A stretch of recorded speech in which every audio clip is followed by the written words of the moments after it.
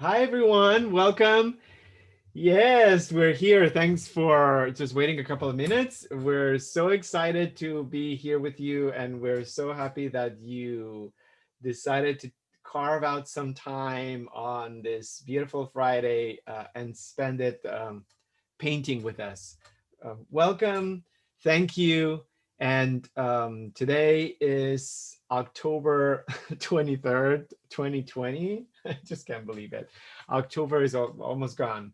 So just wanted to mention that we're very excited about this assignment. We put some images on the shared folder. Thanks for picking some of them. You're welcome to use your own. So I'm not going to go into the introduction, obviously, because there's a little video that we recommend you watch. But I will say that we were very specific in regards of what kind of structure or composition we were going after. You will be able to find a lot of images of people walking on flaming coals, but we wanted to bring one that would represent just feet over the coal because we thought that would convey more the specific message or the conceptual meaning of this. So that's the reason why there are not so many photos on the shared folder, because it's not that easy to find images of just feet. We didn't want to involve anyone's face or make this a portrait. There's a couple of, I think there's a couple of figures from the waist down, and even someone full figure, but with a lot of smoke. And um, the anonymity, the anonymity of the figure was very important because we want to bring attention to the fact, the ritual, the event. And so yes, so we'll just spend a couple of hours. So feel free to interject through the chat box. You can also text Jen. We put the phone number on the emails. Hello, Jen. How are you? Hi everybody. Hello, sir. Excited about Okay, by the these. way. Yeah, Jen, thank you so much. And yeah, let's get started. And I think I'm just gonna move these a little bit lower. Hold on 1 second. A little bit higher, actually. Uh, a little bit straighter. Thanks, Hania, for joining us from so far away. We appreciate that you do it. You are in a completely different time frame and time zone. We know you're busy and your day works differently. So we just wanted to say hello specifically to you. Hania is in the UK, in the New Forest.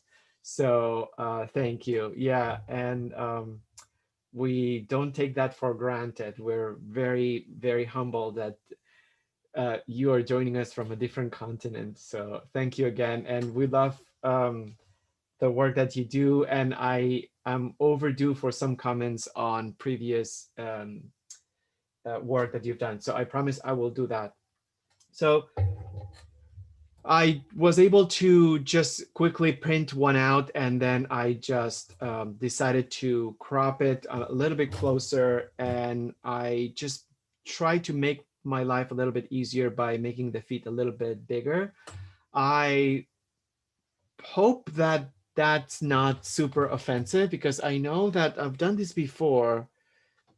I've done this before, meaning I've worked with bare feet as subjects for a different piece of work, and some people felt or had some strong emotions about that. So I don't care, but that happens.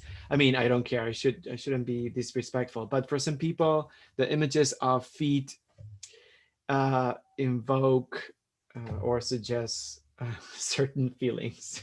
I don't know why. All right. So the thing that I tried to do to facilitate this on my end, and something that I recommend if you want to do it, first of all, I'm using a format that's a little bit bigger than I would recommend, 12 by 16. For the time that we have, it's just going to be a little bit large, but I work on it a couple more times, so I think this works. But what I do is I just print something that it's a similar size because it facilitates horizontal alignments and it helps me just make adjustments. Now, I know that I send the photos less than an hour before starting, and then probably you didn't have time to print it out, and it's okay to do it from your phone. I'm just saying, if you have a commission, if you have something that you want to do, um, then you can try to do this because it really helps. So what I'm going to do is I'm going to set up my horizontal alignments a little bit, just eyeballing it. Okay, so I know that this is going to be this way. So setting up my main lines. So I'm starting this sketching process. And the sketching stage, I like to break it down into different parts or different chapters or different steps. But the most important thing right here is to just lay down the main lines. And the main lines, the way I do it, I try to guess where they are. If I can use a tool to translate the images. And in this case, the tool is a combination of having the same size image with horizontal alignments.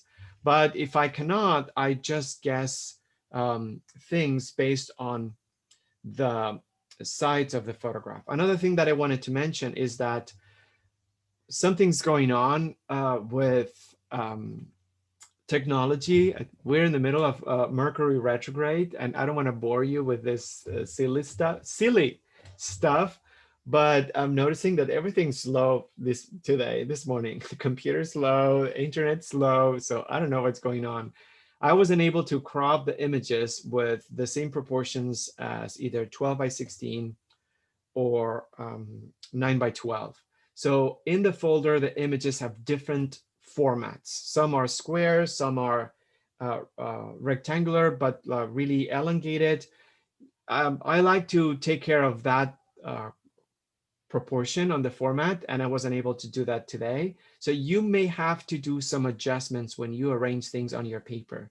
The format of the photograph may not be exactly the same as the format of your painting. And you have to take that into account because you'll have to make some modifications. I thought it wasn't a bad thing because there is a lot of negative space in the images, so we could still make it work and reinterpret the format, but have that in mind in regards of composition. So now that I have these main shapes, I'm even gonna measure, let's just go for it. I'm gonna measure distance from each side, more or less. I'm gonna do my first potato shapes. And I define the potato shapes as very simplified silhouettes that draft or pinpoint or give me an idea of where the subject is going to be. They don't have to be accurate. The only thing I'm doing right now is just making some shapes. I call them potato shapes because I don't work on the details on the silhouette. They're amorphous in the sense that their only function is to just allow me to study the arrangement of objects and shapes on the format. So I naturally don't want them to be too descriptive or too accurate, not only because that's completely unrealistic at this point, but just because I want to make sure how this fits the format. And that's very important because we rush with the sketch. We rush because we want to get something that is recognizable. And when we rush, we just start doing details without taking into account the format. And last Saturday, actually, we had someone who didn't paint with us for a very long time, and she chose an image, and she's an amazing drops person. I don't know if that word exists, but She draws very well. She's very good at drawing and very good at establishing. What does it mean, by the way, very good at drawing? Let's just kind of like start with that. Very good at establishing relationships between drawing elements, because very good at drawing is too broad and too excluding. So anyhow, she did a very good job at replicating the proportions and relationships of the image, but she forgot that the format of the composition um, had something very specific. The figure of Marie Antoinette was not cropped at the bottom of the image, and she didn't either. So beautiful drawing, but, and Jen, you probably know what I'm talking about, but the figure wasn't cropped at the bottom edge of the format. Anyhow, it's hard to explain without visualizing it. My point is that she didn't take into account the format that she was working with. And in the end, it just looks like she didn't take into account the format. So the reason why this is very important, it's more important than being more able to do relationships, if you ask me. Do your potato shapes and find out how the images are going to get cropped and how they're going to get arranged in the format that we're working on. So now that I have my potato shapes, I did some measurements and I have only a few lines, which I'm really happy about. And then I'm going to do my structural lines, which in my case, the structural lines are the end of the pants, the hem. So that's a structural line number one, and structural line number two right up here. And that pant is going outside. So I just need to make sure that I get that. All right, so now that I have structural lines and potato shapes, what I'm gonna do is I wanna go over,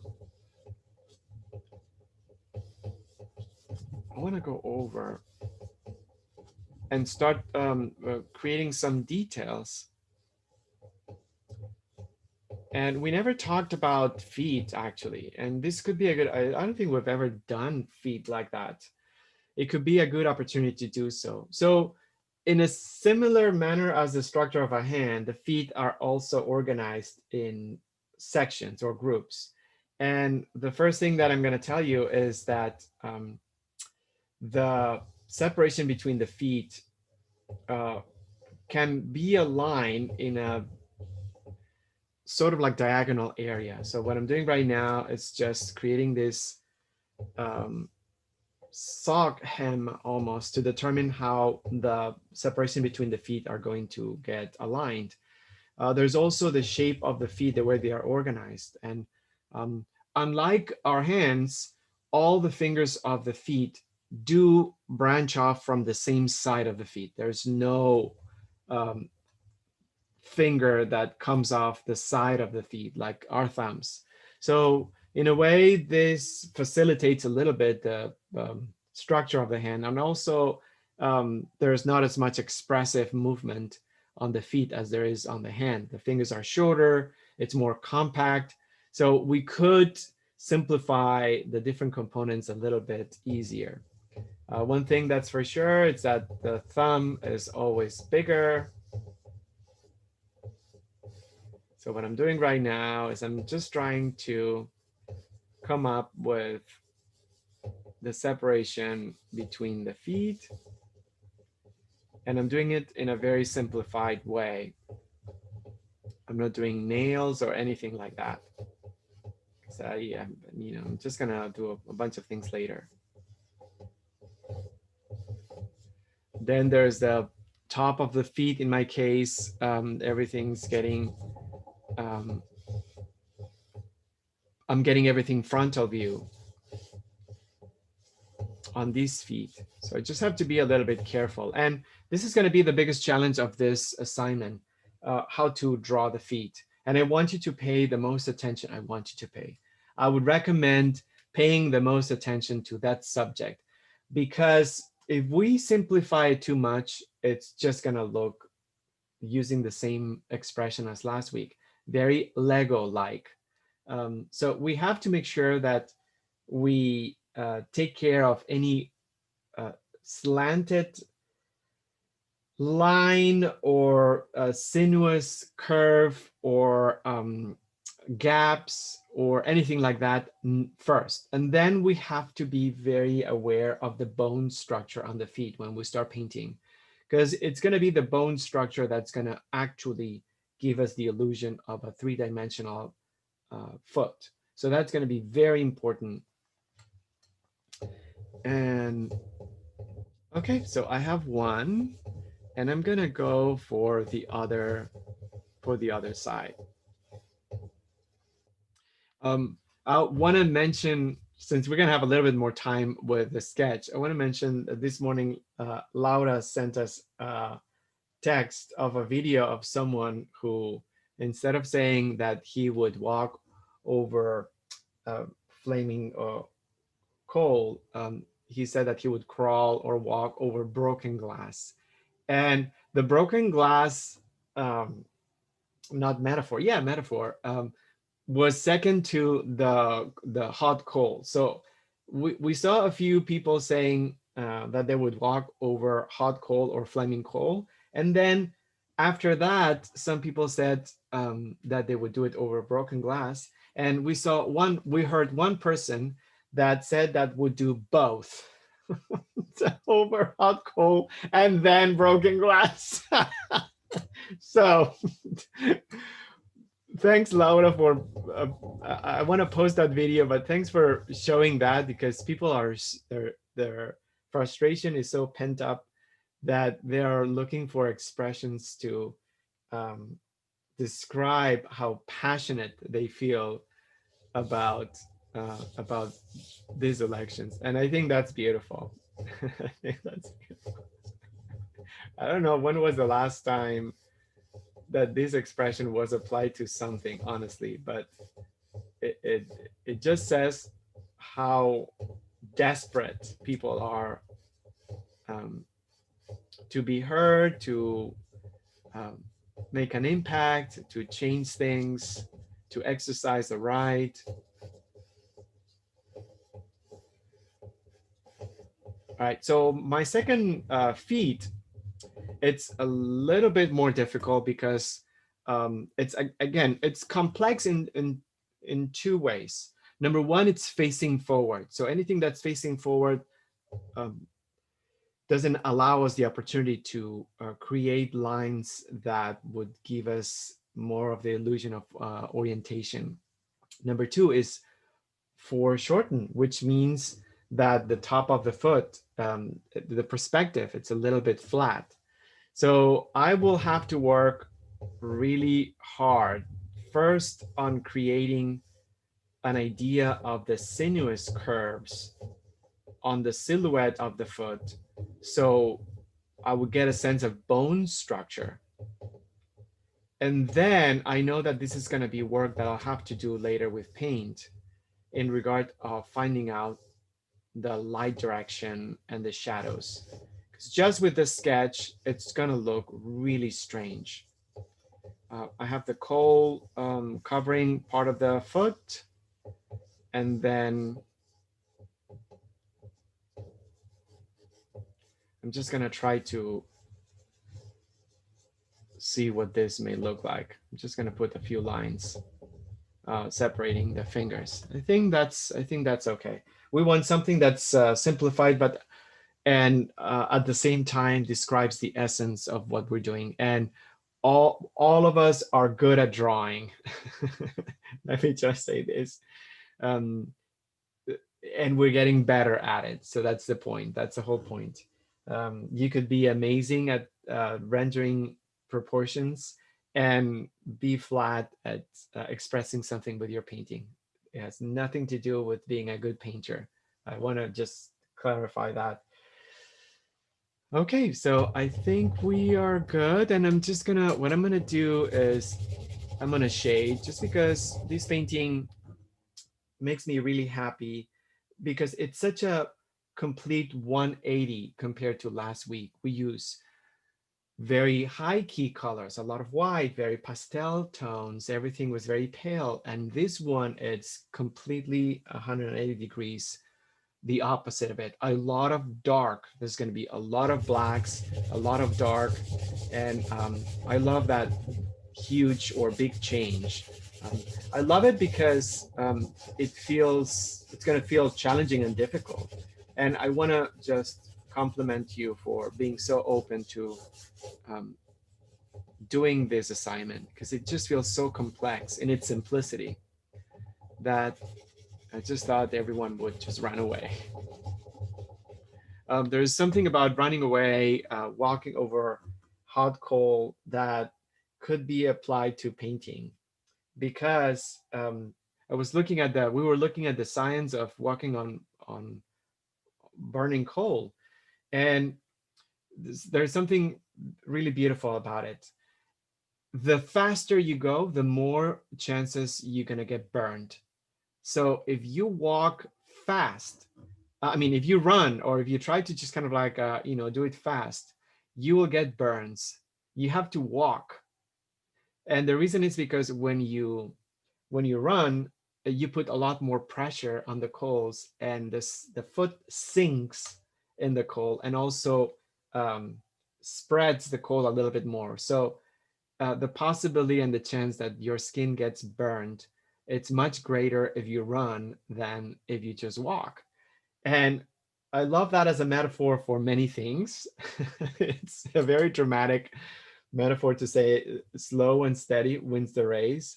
Same thing applies to painting. Don't run. You don't have to do this fast, even though it has less detail. Analyze, spend your time because whatever happens here, it's very important. It's crucial. So I'm just gonna squint my eyes and try to build darker to lighter. Darker to lighter, the more pressure I put on the charcoal, if you're watching this from the future and you don't know what's going on, the more pressure you put in the charcoal, the darker the shadow it's gonna get. And the less pressure you put, the lighter it's gonna get. So um, the pressure against the surface matters.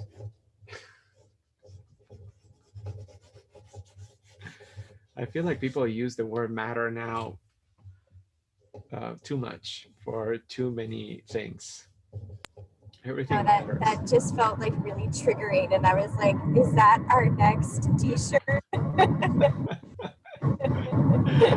Don't you feel like using the word? I mean, do you feel like that's a word that it's been used like more often than not, just because of the movement?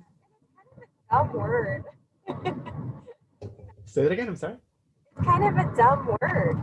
Yeah. It doesn't have a lot of weight. Matters, okay, and yet now the word matters so much. Absolutely. Yeah. That's a good way to put it. Uh, by the way, I don't want to be indiscreet, but just to tell you what an amazing partner I have in Jen and what an incredible person you guys have in her. She's she's not driving, but she's in a car right now driving. So Jen, thank you so So much. sweet. Are you kidding? I wouldn't miss this. Just to give everyone a visual, right now I'm in the car with my husband and son, and we are driving. We're in Oregon. We're driving to a film festival that Carl's a part of, and all three of us are working. Henry is on virtual school, which is like the one thing that is good about virtual school. And he's actually creating art right now. And Carl is doing Zoom calls. It's quite the thing, you guys. 2020. Wow, that's pretty amazing. Um, thank you, thank you, thank you. And yeah, that's 2020. Um, that's 2020 for you. And Hania is joining us from Europe. Wait, the UK. I'm sorry. It's not Europe anymore. Sorry, Hania, that was a bad joke. Oops. Um, so Yeah, I'm just doing a little bit of addition of um, value, and I'm going to do it on the feet also. Sometimes, I mean, this would be ideal if we had the opportunity. Turning this image into black and white. In fact, this could be an advantage of anyone using their phones or computers as a source for the image. You can turn that image into black and white, and it'll give you a really strong sense of value order. Because the idea here is to be able to trick our brains into thinking that this is a black and white photograph, and then try to identify the values that we can see. And I say trick because there has to be an effort to do that. Otherwise, our brains see color first, um, and then we miss the whole point. So pretend as painters, as artists, this is something that we slowly get very good at it, identifying the values. It takes time, but this is, yeah, this is something that comes with practice, intention. Um, it's not just me, but a lot of people in the visual arts, maybe more traditional, value is more important than color. Value is more important than color. I'm pretty sure that someone could just come out and say that this is wrong, but anyhow, traditionally that's the case. All right, so, and I'm really enjoying this because I have a little bit more time because of the subject. Don't worry about texture. Don't worry about pieces of coal, and we'll deal with that later. And it's not going to be that complicated. And we can always come up with a strategy to use to initiate the process and then build on it. There are a lot of things. Same with the hair. There are a lot of things that happen before we actually paint a piece of hair that are helping us create the illusion. Same thing with any texture. In fact, I would say things that are not specifically related to texture are more important to develop first than the actual texture. Um, I didn't put that video, and I'm gonna do it. And Jen, you don't have to, but there's that video of that town in Spain. Um, we can just do it later. I'll do it later.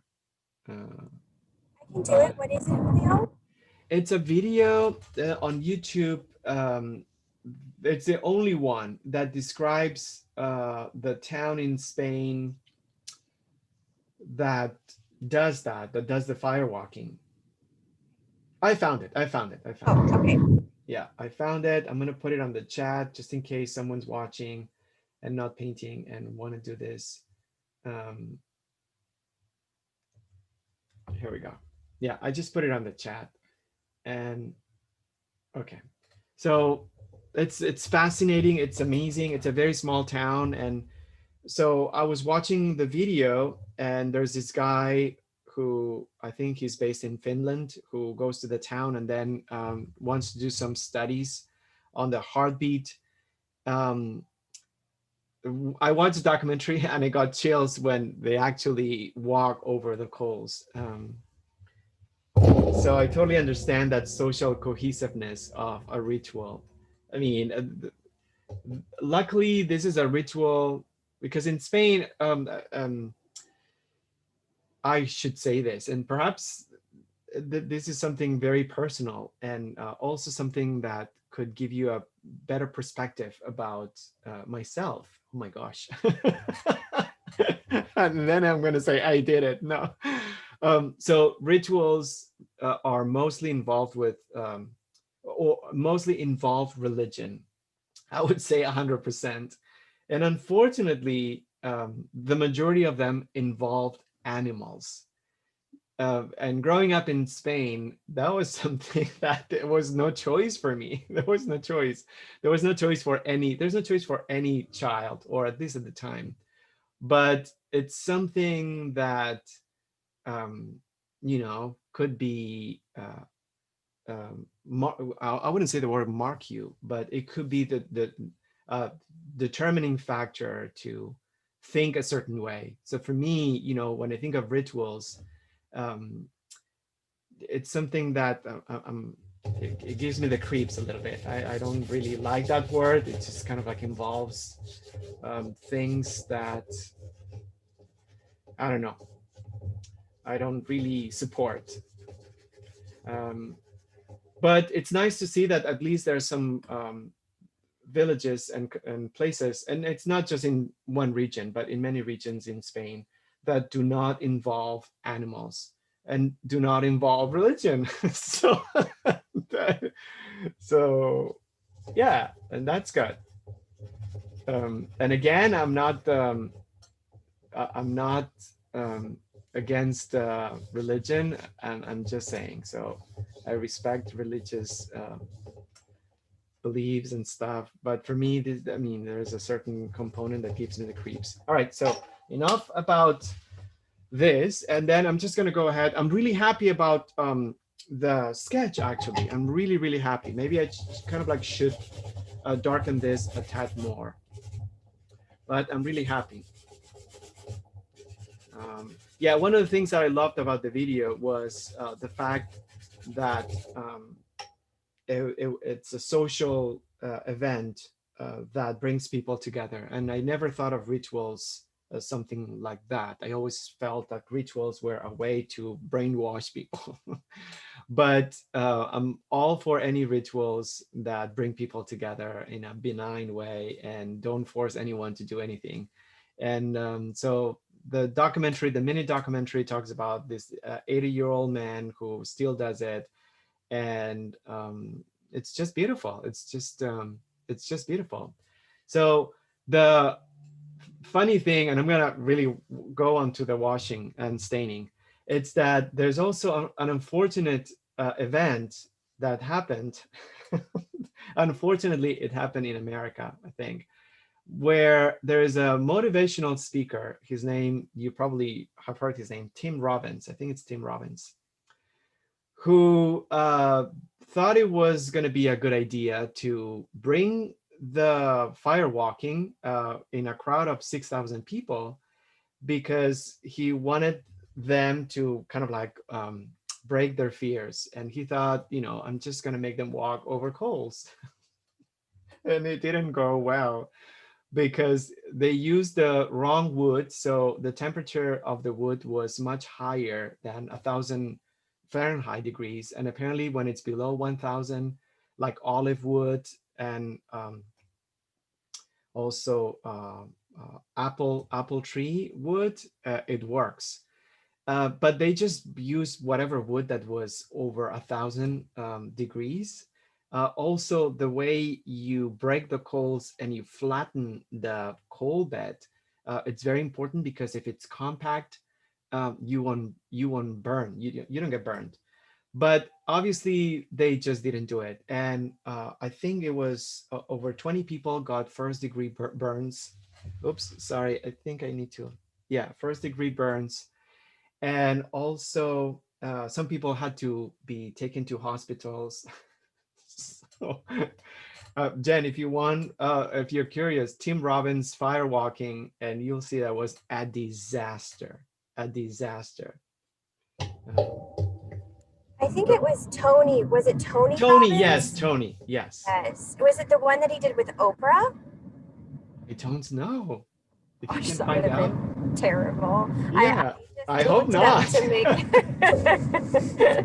I Oh wonder if Lord. his career was over after that, because I remember seeing him in some shows and some talk shows and stuff, and but in what brain do you think like that's gonna, I don't know.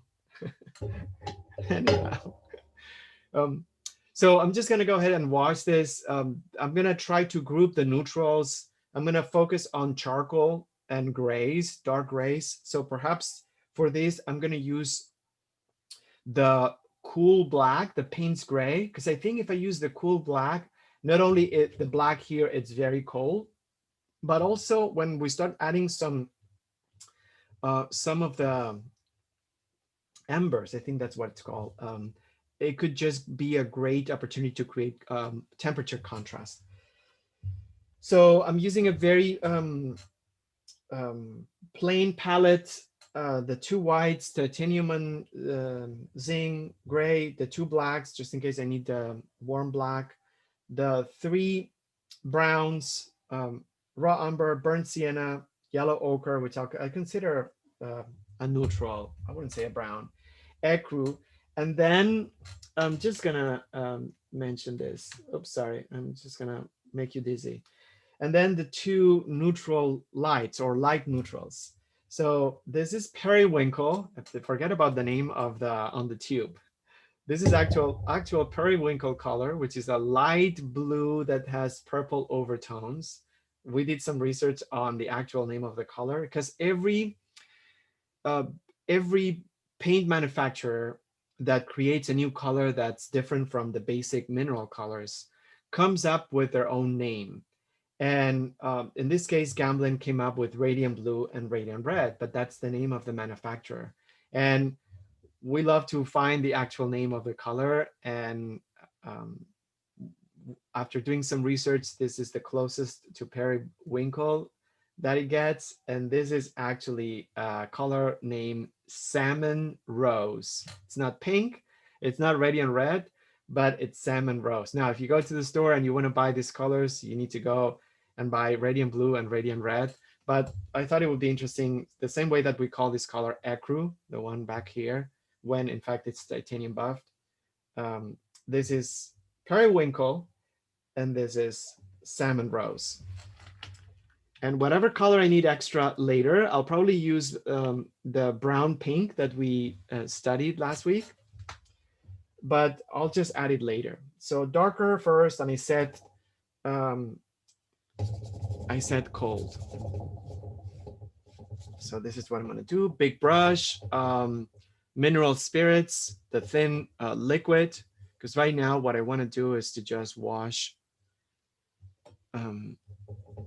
or prime the paper, seal the charcoal, and I need very thin consistency, very watercolor-like. And then after that, I'll probably just bring Jen, if you see something about Tim Robbins and some gossip or some juicy stuff. Can we start here? Okay. Just let us know, because I think I mean, it's laughable. I feel bad for the poor people who went there to find some confidence in themselves and then they got burned. I think that is just also, I don't know what year it happened, but that's pretty 2020 also.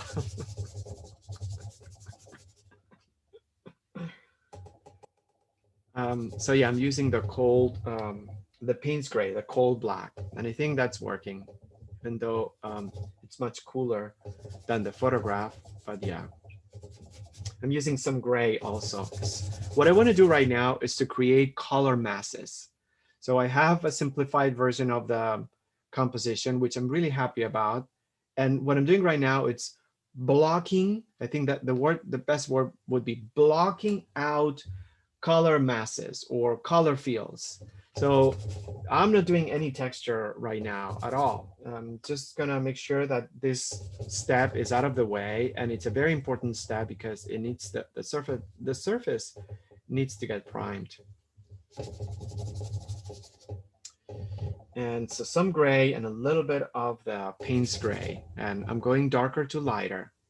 And it's okay, I don't have to be exact because I know that the drawing that I have, even though it may lose some definition, I will bring it back. And I know that those lines will most likely not end up in the position that they are right now. And we were just talking about this on Saturday when we were painting outside, that there are two schools of approaching this. There's the traditional school that separates drawing from painting. You first draw and then you paint. And there's another school that it's more realistic and makes more sense, in which the drawing and the painting are not separated. The drawing continues throughout the entire process. And the painting, it's just a change of medium, really. So yeah, I'm saying this because a lot of schools and a lot of art teachers, they still put a lot of emphasis in separating both stages. I just don't believe that's the case. I just think that it's not the way we observe, discover, and use creativity. It's always a more organic, fluid process than just do the drawing first and then fill it out with paint. Am I gonna do the green on the back? I don't know. I mean, in a way, I like it because there's a change conceptually. There's a change between grass and coolness and warmth. Maybe I will, but I'm not gonna bring green right now. I'm not gonna bring bright green. So I'm just gonna do this weird color with yellow ochre and a little bit of the periwinkle. And that actually works pretty well. That actually works pretty well.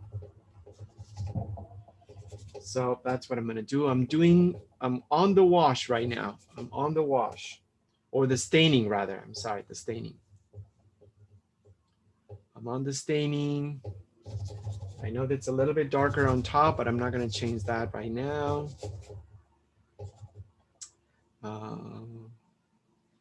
Okay, I think that's good. And then in regards of the skin, I feel like for the skin, I'm just gonna use a little bit of the ecru and perhaps some burnt sienna. I don't wanna make it too complicated. And I'll do just one layer. Easy peasy. This is just very easy, I think. Yeah, so again, doing the wash and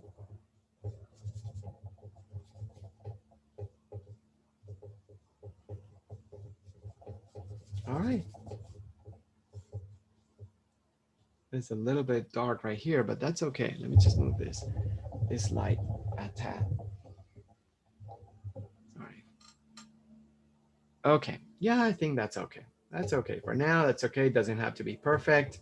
This serves its purpose, and the purpose is to just make sure that the surface is treated. It's sealed or primed, rather primed. It doesn't matter if it's porous or non-porous or, but yeah, I think I'm happy about this. I'm happy about this. All right. So I am just gonna contemplate, decide what's gonna be my strategy for my first notes. And first I need to change the brush. And I need to change the brush. And I'm gonna bring a medium brush. I have all the brushes in a jar with a bunch of safflower oil. So just they're wet. And that works for me. So what I do, because I don't even clean them. So what I do, like for example, this is from the other day. I have like some paper towel first, and then I just wipe the excess oil. And that's enough for me. I don't have to wash it or clean it with soap. If I just brush it, if I just remove the excess and then I get my cotton rag and then I can just wipe them, and they're not going to have any excess pigment enough to change the color. So that's how I keep my brushes all the time. And I like the old ones. So these are going to be the ones that I'm going to use, really old brushes. I'm going to switch the liquids. I'm going to move from the turpentine or the mineral spirits rather to the medium and oil. it's your preference in regards of what kind of medium you want to use. I like to now combine a little bit of a medium and a little bit of oil. What's the difference? So they're both carriers of oil paint. They are both meant to change the texture and the quality of the paste coming out of the tube. The medium has the capability of either speeding up or slowing dryness, depending on what medium you use. So it's an agent that's used to not only carry the oil and have more fluidity, but also it's used in case you wanted the paint to either oxidize faster, which means it dries faster, or keep it wet for a longer period of time. So, and what about the oil? The oil has that same capability, but not as extreme. So the oil generally, it dries much slower than the medium unless you use a very slow drying medium. And yeah, some oil, if you just use pure oil, it will never, it will take a very long time to dry. So I like to use a combination of both. I don't know. And I don't even measure it. Just put a little bit of one on the other.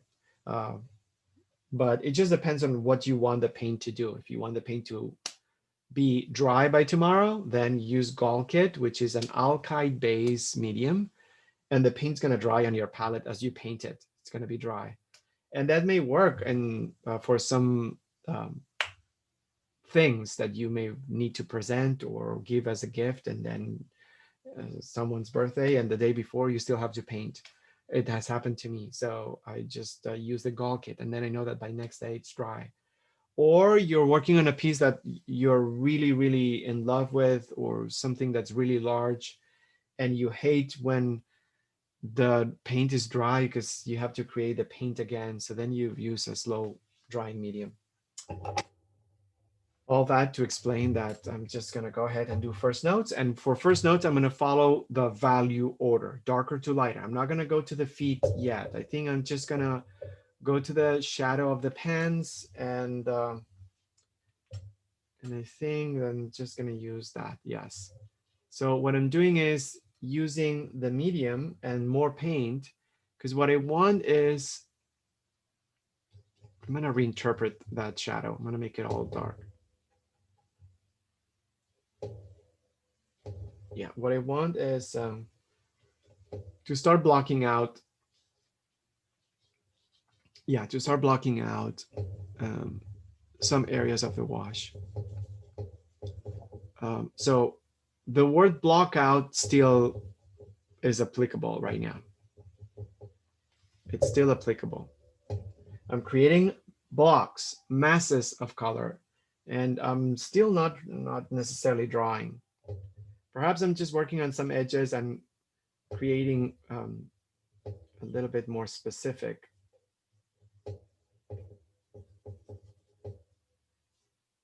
Yeah.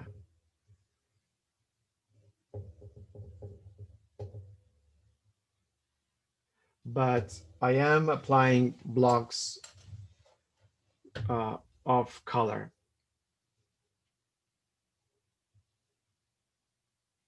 How about the dripping effect?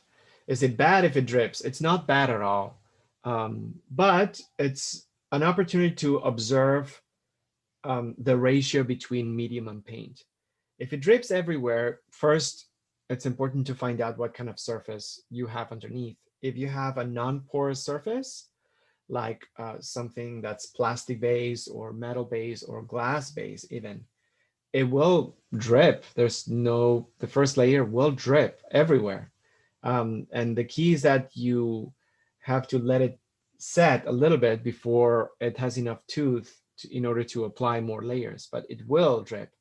But if you're using paper, board, or canvas, and if it drips everywhere, it means that perhaps you should reduce the amount of medium and increase the amount of paint a little bit. So the ratio could be readjusted. Is that bad? It's not bad. It's not bad. This is just something that is a preliminary layer, but it's an opportunity to find out If you've been putting maybe um, too much medium, not enough paint, or maybe you have loaded up your brush with too much liquid and then you're squeezing it too much against. It's not just the ratio that matters. It's not just the ratio that it's important. It's also how much medium and paint you have in your brush, how much pressure you put. That's why I like to use soft bristle brushes, because I feel like if I use hard bristle on a wash, I have to load up, or the brushes get loaded up with more paint, and then I have to squeeze it, and then I get more. I don't get this hard um, at a beginning stage. I'm saying, especially for, I don't know, maybe I'm not used to it, but I just think it's more difficult. You end up putting more paint on the surface, and that is not. It's a red flag. It's not really, because the more paint you have, the more challenging it's going to be to manipulate it. All right, so I'm just going to bring some darker gray, and then I'm going to do the pants. And they're a little bit darker right up there. So maybe more gray. And time-wise, good. That time-wise, good. I mean, we're doing first notes before the first hour, so it's not a bad thing, time-wise, timing-wise.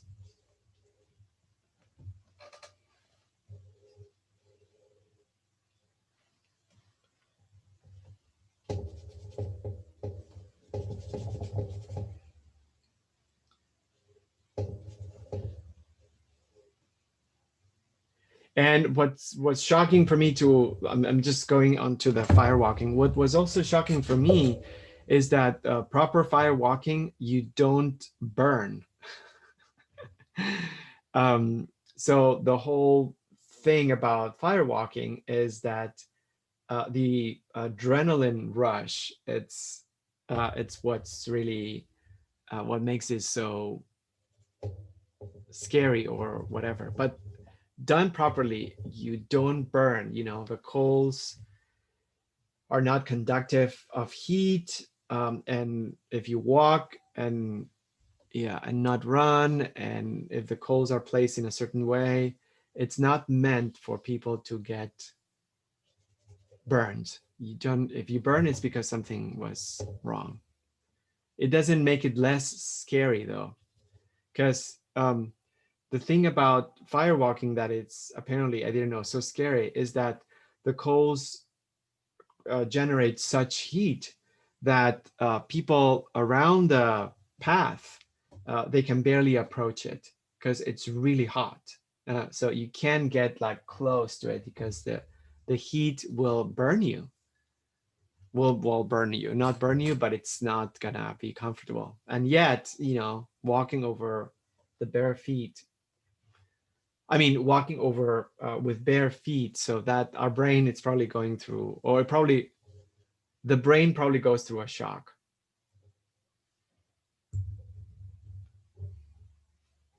Would I do it? I would never do this. I'm sorry. Maybe 20 years ago, who knows?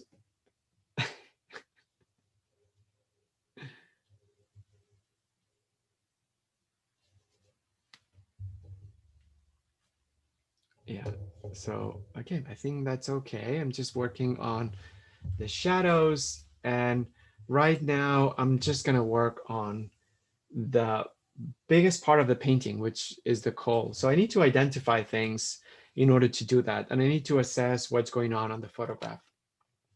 So on this photograph, there is a depth of field. The coals are blurrier, closer to the viewer, and the only part that's focused is the actual feet.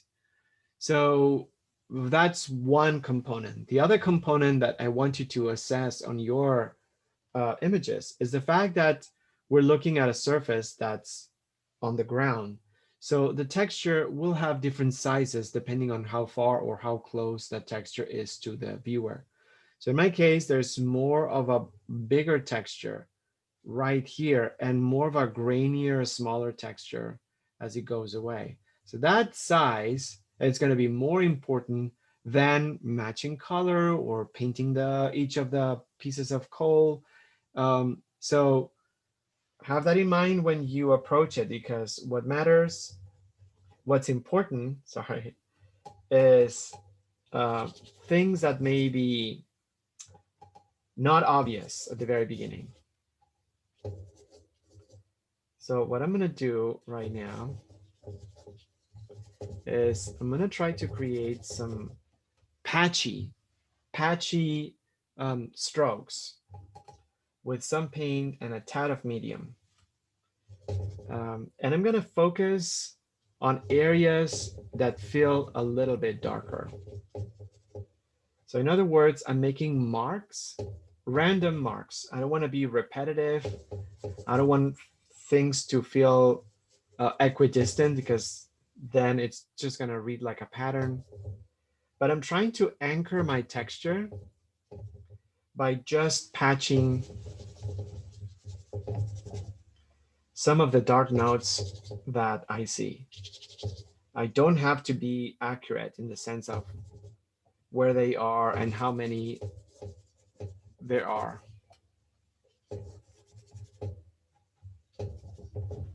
But yeah, so it's not going to take a long time to make the illusion of these are going to be extraordinary paintings. I can tell you that. I haven't been able to find any painting references of people walking over burning coal. So we're gonna be the first ones.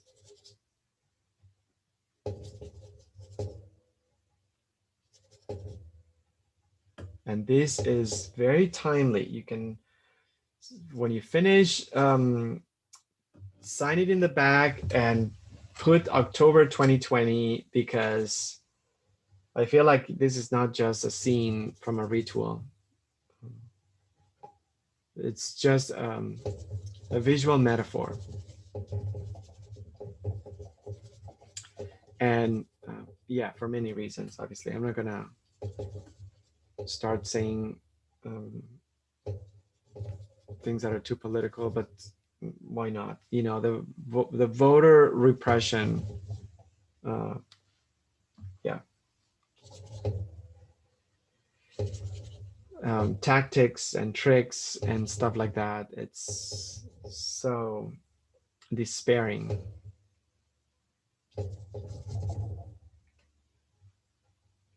They've always been in place from day one, if you ask me. But what's going on right now, it's just so disgusting.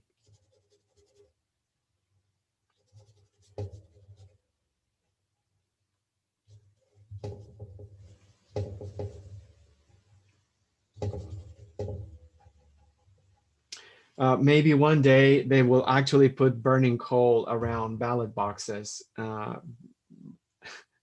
because by the speed and the intensity of all these like tricks and tactics, I wouldn't be surprised if by 2030 they put modes with crocodiles and then make it like one of those your favorite person, Jen, the Game of Games type of thing with Ellen DeGeneres that's gone. She's gone. Boy. Yikes. I know. By It's 2030, she might be all that's left. yeah. Yeah. Um, I was helping Kion's parents this weekend because it's very confusing and they're so afraid that they don't do anything wrong and their vote doesn't get counted. So it was really nice to. It was nice at the same time. It was a realization of how complex it is. It's really complicated. which is a form of voter suppression. I'm sorry, for voter suppression. I said voter oppression, but that too. But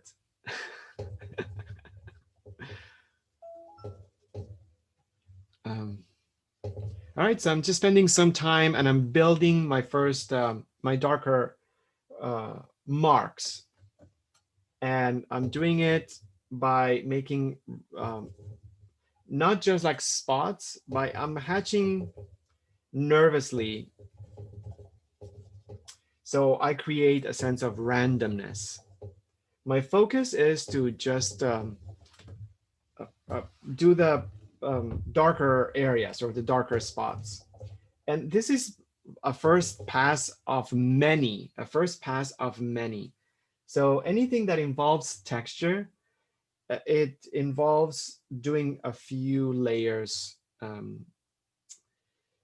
Yeah, because it's a process. Anything that involves texture means it's a process. And the process involves layering paint a few times. The more you layer, the more effect you're going to get. So this is just the beginning. So it's not fair at the very beginning to look at this and say, oh, this doesn't look like this or like that. Don't make any judgment. Don't make any judgment, or I should say, try not to make too many judgments at the very beginning, because it's a process. It takes a while. Naturally, the light orange will be the last thing that I will do today. I just want to do the ashes, the coal that hasn't burned yet.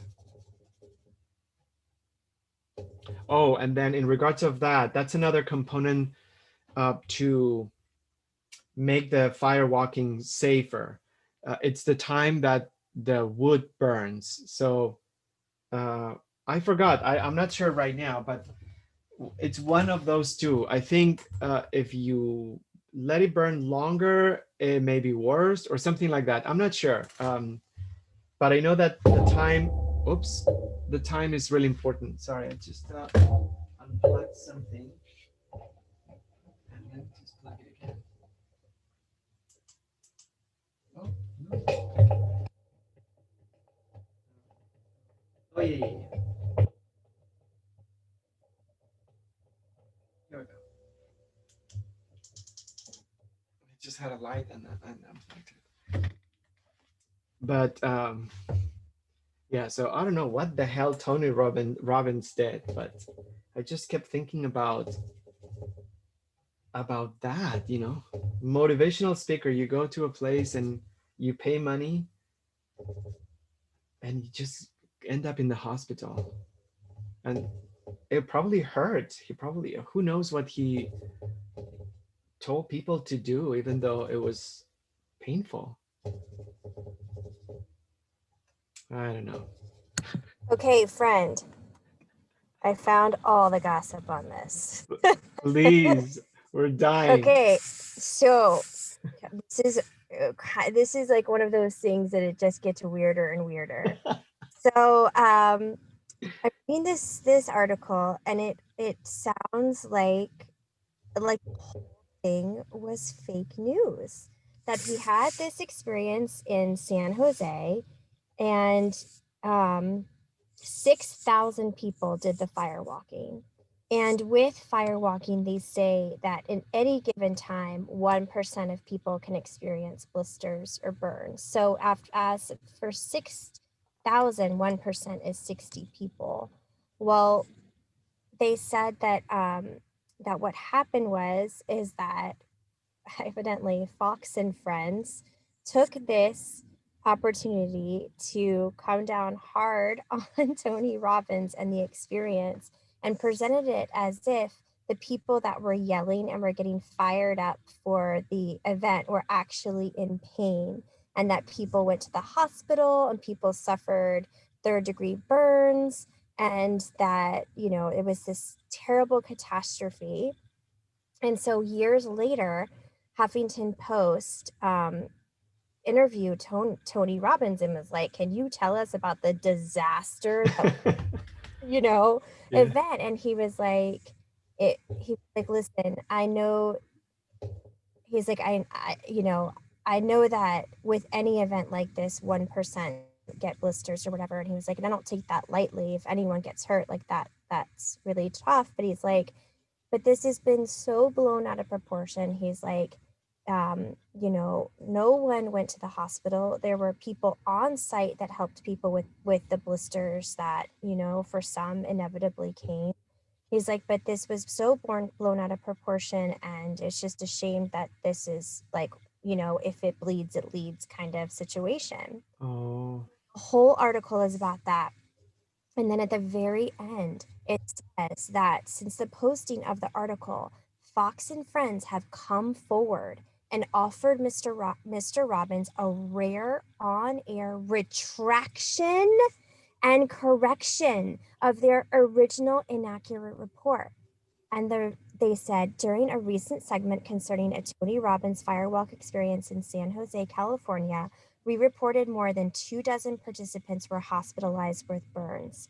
While a few of the 6,000 received minor burns akin to a sunburn, they received on site medical attention and can continue to participate in the event. None were hospitalized. There were no reports of third-degree burns. We understand the news reports to the contrary were inaccurate. Now you know." Wow. Wow. I know. Curiouser and curiouser. Okay, well, listen, there's certainly a lesson here because obviously that's what bad reporting or whatever or propaganda can do. Exactly, right? It's Yeah, terrifying. because when I went over it, I just obviously didn't peel enough. So I thought, oh my gosh, yeah, what a disaster. And but What's funny is, yeah, I would have looked further into it if this was the only article, but when Fox and Friends retracted it, I was like, oh my lord, that's okay, nuts. wow. Well, thanks, Jen, for Yeah. um, cool. Well, I let's mean, go fire listen, walking with Tony Robbins. I'm sure that there are crazy things that have happened in firewalks. I mean, how could there not be? But Yeah. evidently not the Tony Robbins Okay, one. good. Well, listen, that's good. Thanks for that. That's a lesson on, many things, but I really appreciate it because that's what it takes for someone to put an article and then you think that that's the truth. Um, Well, I also just was listening to a podcast about how important it is to once you get your first bit of information to keep digging, because the initial information you get on a subject is the one that you usually stick with the most and that you trust the most. And so it's important, like, number one, obviously, for your first source of information to be a really trusted source. And secondly, that even past that, that you keep going and don't just hold on to that. I mean, this isn't at all pointed at you, Leo. This is something that I found really no, no, interesting. no, no. It just, yeah, it's true I am because, so guilty of it. I read one thing and I'm like, "That's what I thought," and then that's yeah, so it's really interesting, the human behavior, how the right. first information we get, we tend to read. Well, it's so true that, as we know, some entities and governments use it to warp public opinion and change elections. So, Totally. um, yeah. So, okay. All right. Well, listen, that's good. Yeah, I'm glad. And all right. So perfect. Thanks, Jen, so much because this was important too. It was important in many ways. Um, all right. So what I did was to just bring the darks, and that alone just gives me an idea of this being a rough surface. It's not clear exactly what it is, but I don't mind. And ultimately, in a painting, what counts is our experience with it. So this is also a good opportunity based on what you said, Jen, and also in a different way, but based on what I'm doing. What counts, as I said, sorry, I got distracted by a siren, but what counts is our experience with it. So if we're clear with the concept and we're clear of what we are set to do with it, if it reads differently, that is something that, it's someone else's responsibility. I think at some point we want to go through this in the sense of like translating the image and creating the texture, but we're always going to find someone who's going to read it differently, and maybe they're to think that these are grapes and they're not, or this is like I don't know.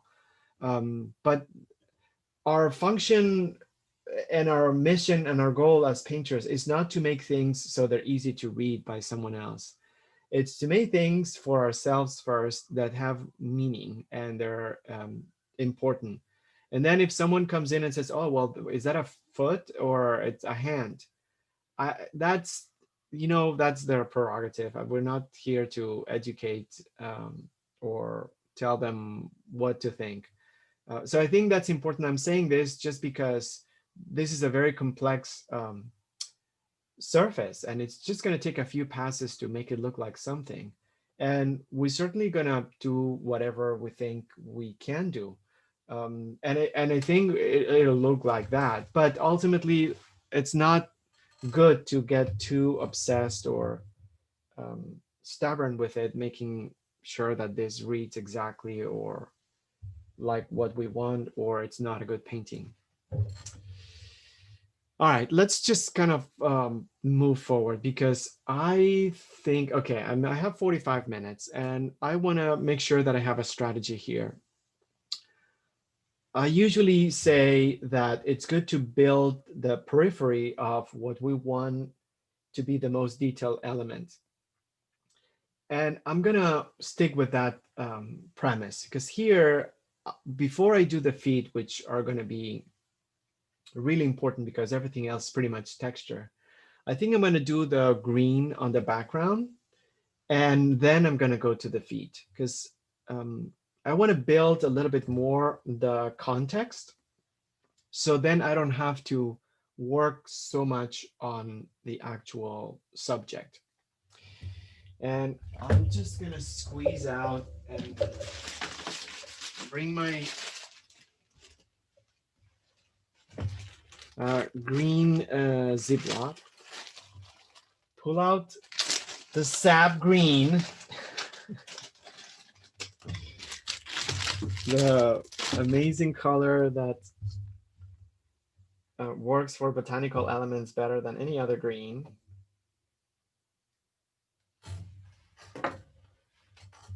Um, Jen, if you can you find out the history of sap green? Um, Sure. I'm just curious about that. And I'll just bring that with some yellow ochre. And I'm just gonna test it. That's I need some ecru to tone it down, and maybe some of the brown, the raw umber, to pull it back, because otherwise it's gonna be too much. I think that's good. I don't want this color to stand out too much, just because it's gonna come forward a lot, and I'm afraid. Um, yeah, that's gonna be too much. There are some people in the background, but I'm going to take the liberty to remove them from my composition because I think that's gonna be a little bit distracting. So I'm just going to go ahead, and I think that's working. Maybe I'll just make it a little bit lighter. I need to make it a little bit lighter, yeah.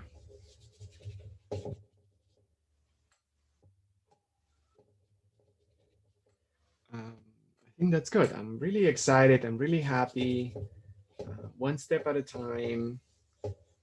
There's no subject that should be out of our reach in regards of being able to paint it. I'm so happy that we are challenging ourselves with something so radically different from last week. so unusual, so weird, so complicated in regards of texture and even composition, feet. Um, so this is all very, it all makes me very happy. I'm just gonna bring some Van Dyke Brown because I wanna create a vignette effect. As the grass goes away, since it's a horizontal surface, the color also fades. So, and it looks like this is a flash photo. So there's very strong shadows around it. So naturally with a flash photo, the light is more concentrated in one spot, and then outside of it, it becomes darker. So I'm just gonna,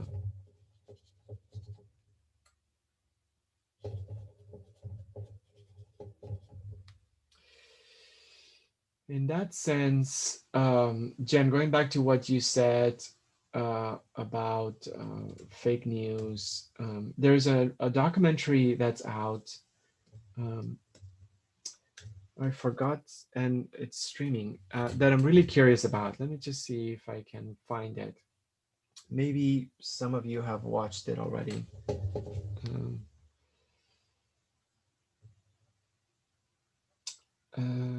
Hold on one Is it the second. social dilemma? Is that what you're thinking? No, it's one word. Something starts with B. Uh,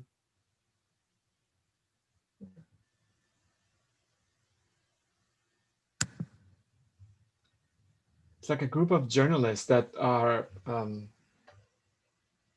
that they have created this group to actually find out or find out the truth. It's a new form of journalism. I don't I don't know. Okay, here we go. One second. It's recent. It just came out, I think, either Hulu or Netflix. Um,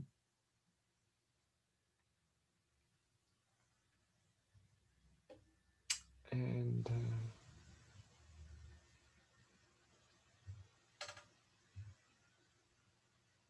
hold on a second. Sorry, you guys. But I shouldn't be doing this, but I'll find it. Um,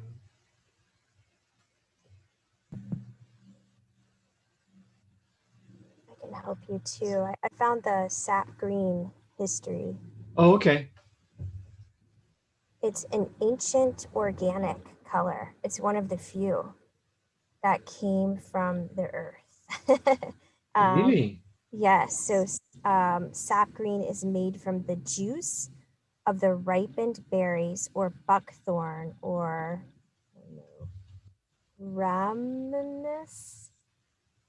That's not how you pronounce that at all. But it is. Find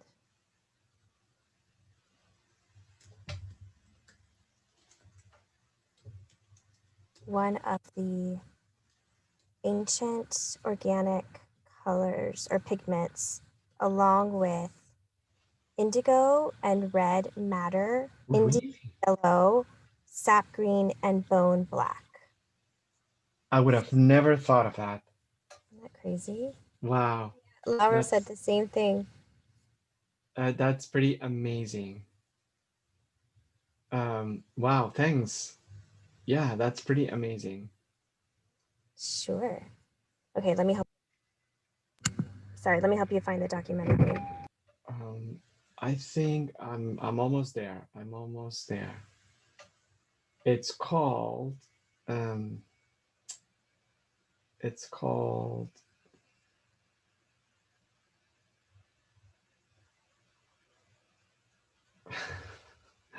I just can't. Yeah. Anyhow. Um, okay. No, I think I got it now. Let me see. Uh, it's so hard to Bellingcat. Bellingcat. Have you heard of this? I have not heard of that. Yeah, Bellingcat. No. Truth in a post-truth world.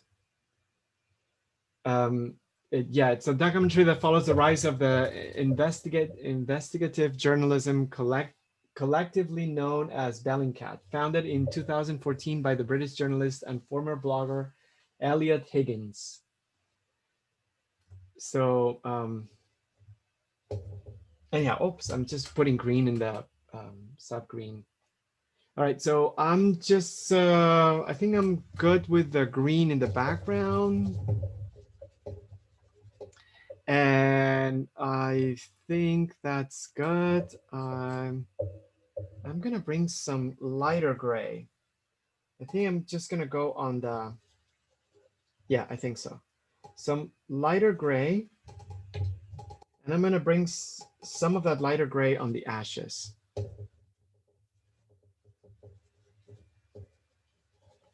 So right now what I'm doing is I only had like, I'm going back to the texture just because I want to build a different tone.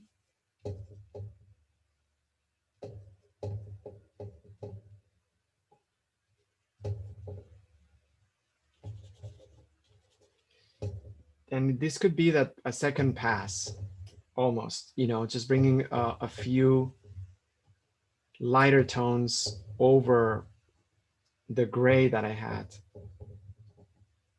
Mostly because I see some of the ashes.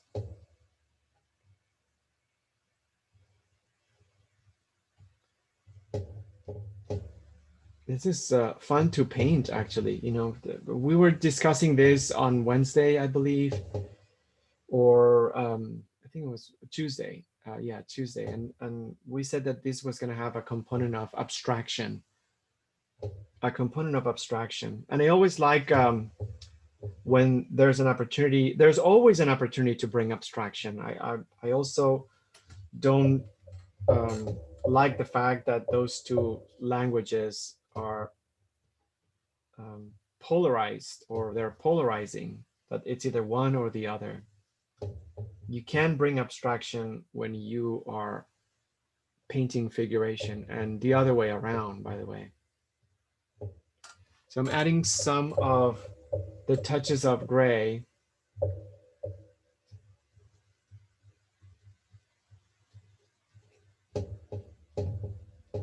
Which this reminds me of abstraction and figuration. I just remember the Monet inspired painting that Banksy did of the water lilies that show a pond with a shopping cart and a traffic cone half submerged under the pond. And Sotheby's had it for sale, and it sold for £7 million this past week. £7 million. Someone, yeah, it's just a little outrageous if you ask me, but there's a lot of abstraction in Monet's water lily paintings, or any of his paintings, really. All right, so I'm gonna dedicate the next, I wouldn't say half an hour, but I will say I'm gonna do 15 minutes for the feet. I'm gonna do 15 minutes for the feet. And I think I need to change brushes, because I want something a little bit smaller, and that gives me a little bit more of a specific, okay, here we go. And I think next week we need to talk about brushes. We need to talk about brushes big time, and I think we need to do a tutorial about brushes. But anyhow, so I'm gonna choose, I have this range of brushes that they're still considered soft brushes, soft bristle, but there is a little bit more tension. So it's not the full hard bristle scenario. And I like them because they give me a little bit more precision. And that's what I'm gonna use. I'm gonna use that. And I'm also gonna bring the latest painting hack, which is the plastic sheet that I've been using to test color on top of things. So I just want to make a color for the feet. And I'm going to start with ecru, a little bit of the burnt sienna, and a little bit of the salmon rose. And I'll just do it like this. So you cannot see it, but let me see if I can change this. No, it's okay. So I just make like a tan color and then I apply it. The first thing I check is the value. It's way too dark. So I'm gonna apply some white. The second thing, well, to kind of like see if I can, that is just perfect right now. And then what I do is I check the temperature. I think that's okay, actually. Maybe a little bit more of the salmon rose. Yeah, good. So what I'm gonna do now with this color, I'm just gonna apply it where I see it. So it's right here. Let me just apply it everywhere, actually. Can always make it darker. Let me just make it darker first. I'm gonna make the same of the flesh tone. And then I'll do a darker version of the flesh tone nearby. Because I want to have at least two values. And I'm going to second notes now, by the way. So second notes is when I create variations of value and temperature on a single spot in order to portray the illusion of form. So yeah.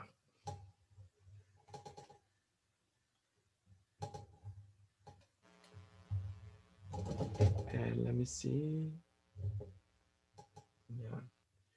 Yeah. Actually, I'm gonna bring our new color,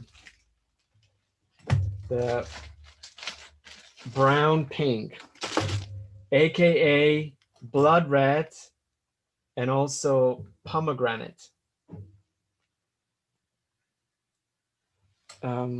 So yeah, I'm just bringing this color because it was so amazing to use on the tutorial.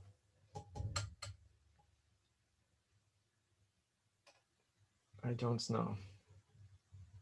Well, let's do it and then I can always change it. Okay, so I'm just gonna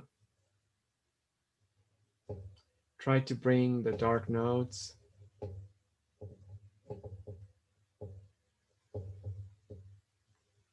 It's either that or the alizarin crimson. Well, we have too much. We have too many colors now to choose from. I'm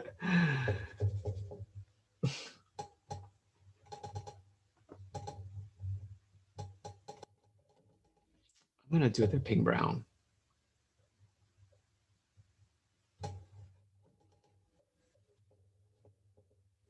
Darker first. So I'm building second notes on the foot.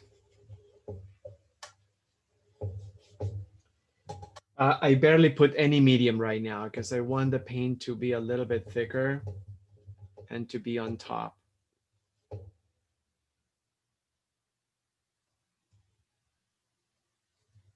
And for me, darker, it's always a good idea to start with darker notes.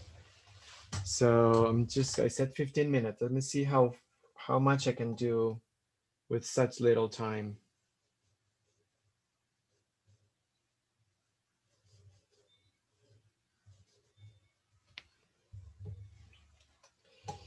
And the feet are very important, the fingers. So I'm just gonna try to bring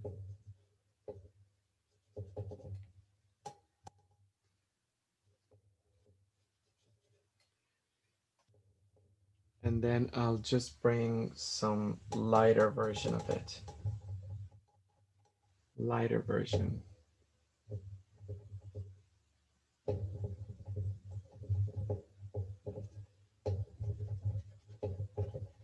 small strokes, and I just try to create variations where I see them.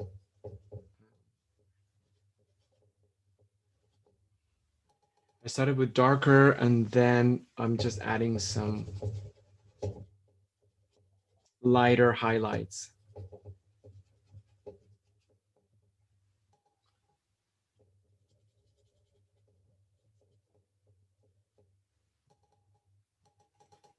Yeah. So this is the second note step in which I just work by location this time.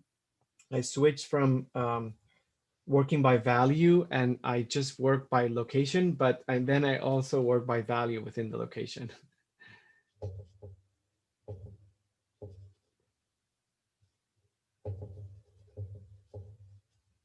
And my brushstroke is very pixelated. I'm not blending or wasting time creating smoothness right now, because that's something that's going to come later. But right now, I'm just trying to pixelate the strokes. I squint my eyes and I just try to put a few brush strokes here and there. I'm not worried about the look of this thing, or I'm trying not to judge. I'm trying not to judge. And I just use that specific brush, but I think an older brush would be better for this.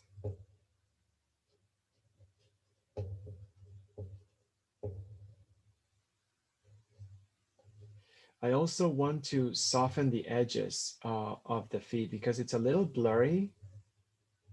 And I think if it's just too sharp, yeah, I think that's better. More natural, more well integrated. So I softened slightly the edges of the feet against the charcoal.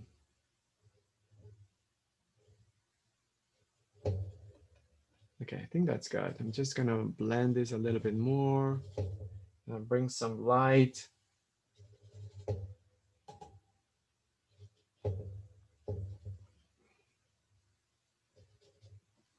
Here we go.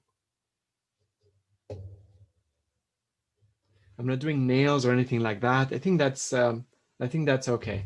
And I'm gonna move to the second, just 5 minutes. I think that's perfect. I'm gonna move to the second feet because this is like when we paint the eyes. If I go too deep into one section, knowing that the other section has or shares similarities with what I'm working, what happens is that I will put all my effort into the first section, and then when I go to the second one, it's just going to be very hard to bring it up to the same level. So what I'm doing right now is I just did a few strokes in 5 minutes to the feet. I tried to match the color. I tried to create a darker and lighter version, and I applied some loose brush strokes right now. And before I make any more details, because the feet needs to be worked on big time, I'm going to go to the other feet and then make sure that I bring it up to a similar level, because I don't want to spend all the details here and then find myself struggling with the second foot. So I'll do exactly the same.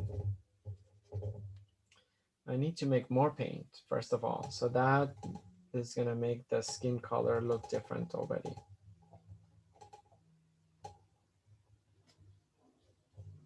Okay, so, and then I'm just going to try to apply the dark versions of it in certain spots.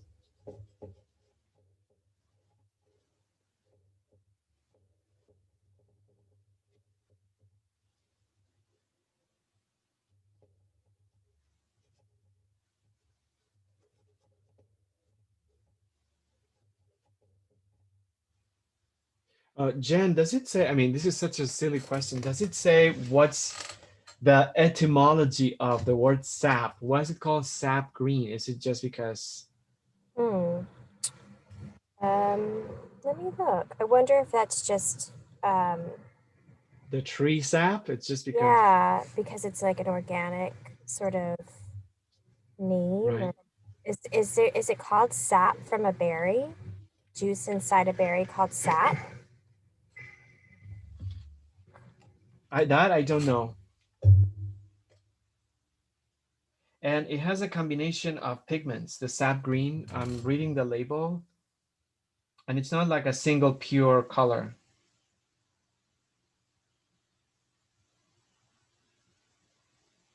It's Indian yellow and phthalo blue. Yeah, Indian yellow being another ancient organic. And I also wonder if Friday. Sorry. I also wonder if it's different depending on who makes it. Right, Hey, yeah. I'm gonna be in Portland. Should I go by Gamblin and wave? Oh my gosh. Yes. Yeah, there's a factory there, right? I think so. I think Yeah. they're based out of Portland. Oh my gosh, I will try my best. Yeah, if you have time, just drive by and see. Okay. Yeah. Just a drive by. I did. I mean, I must. Yeah, I think so. That'd be funny and good. I would go. I would go. Maybe they can just give you something.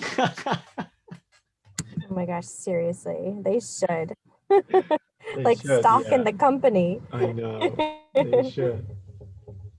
But I would totally go, yeah. All right, so I'm just like working on uh, darker and lighter versions, pixelating. It's not fully painted. It's not smooth, but I'm just trying to create certain variations because as I said before, the value will give us a little bit of more of what this foot looks like, because it's frontal and it's foreshortened, so it's complicated. Whoopsie, it's a lot of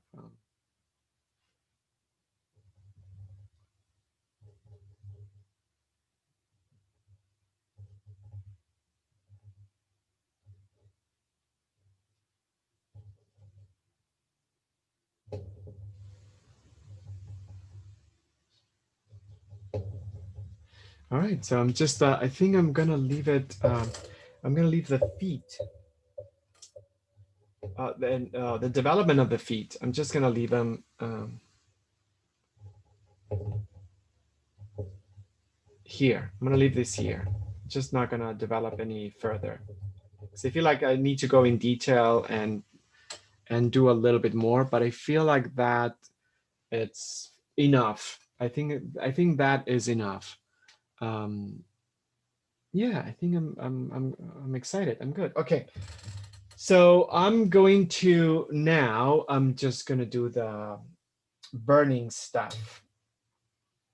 I'm gonna do the burning stuff, and I think I need colors here. I need colors.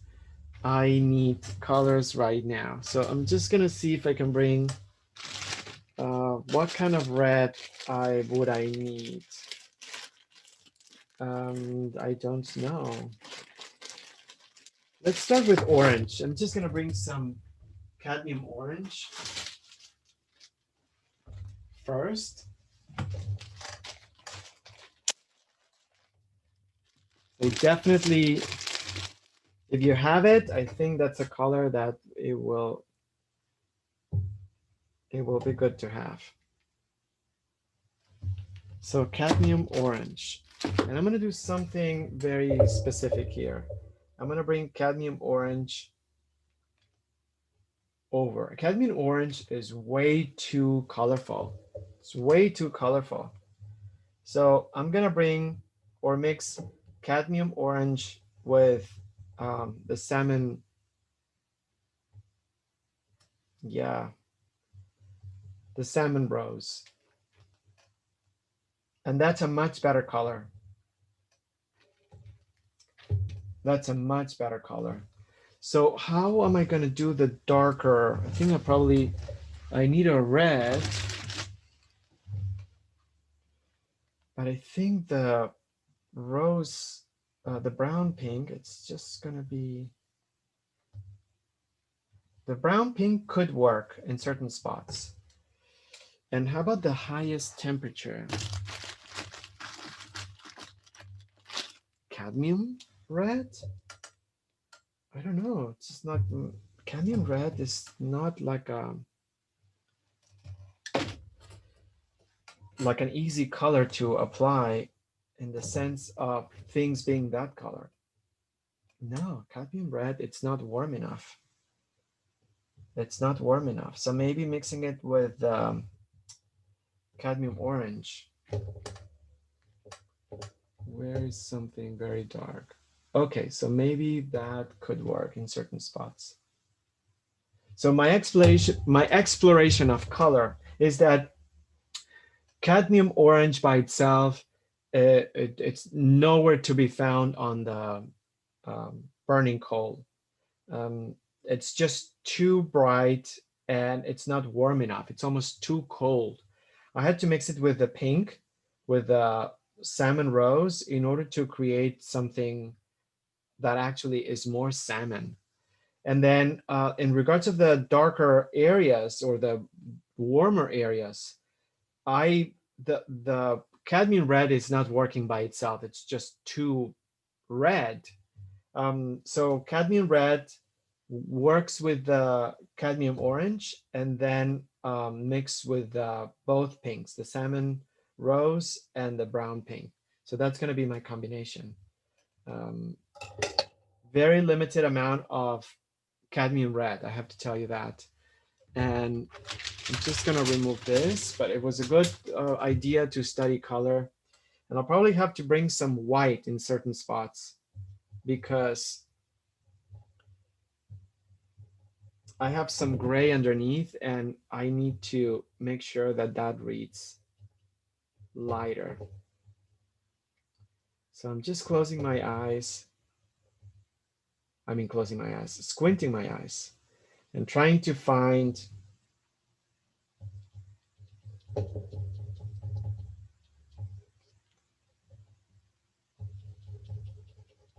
okay, I think that's working. So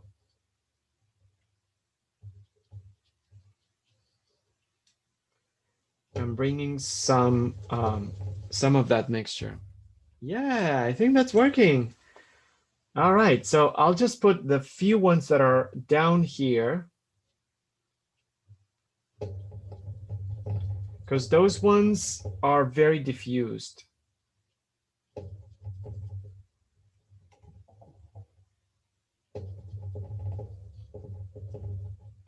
Which means that I'm just gonna apply this and then blurry a little bit the edges.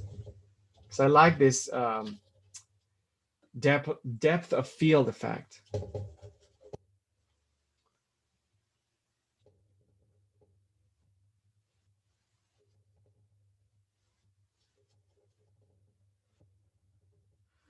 All right, so I have this, and then I'm going to bring some of the a dry brush.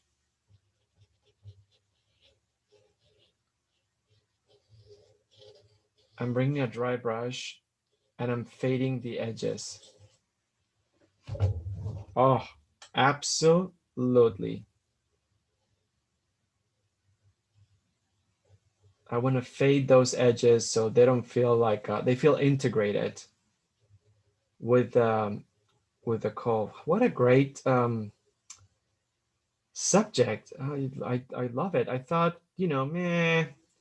I mean, going from Marie Antoinette wigs, which are so exuberant, to this, I was like, that doesn't seem very exciting. But I am just having so much fun right now.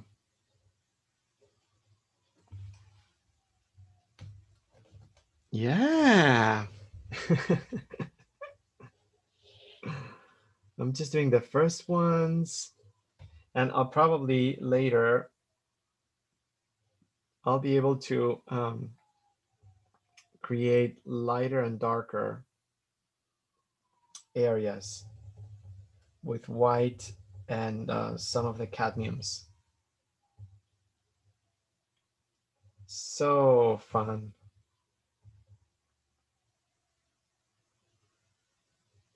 Okay, yeah.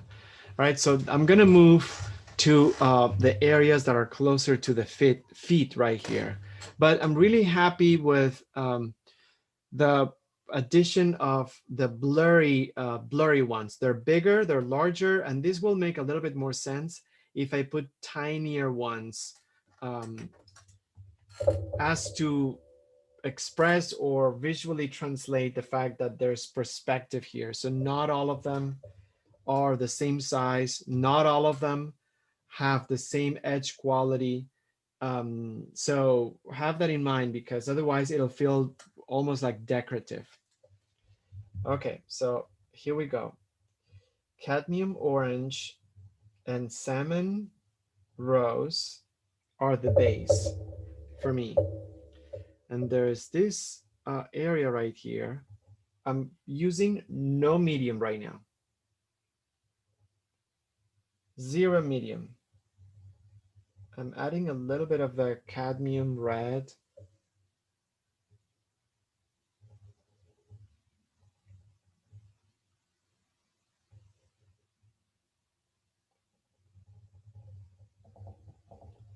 And here we go. Just adding a few notes.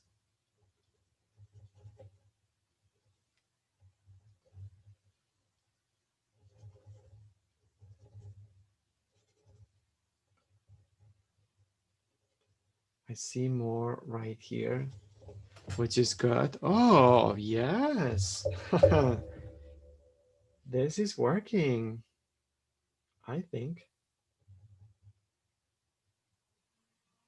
This will be some really cool paintings, you guys. I'm super excited.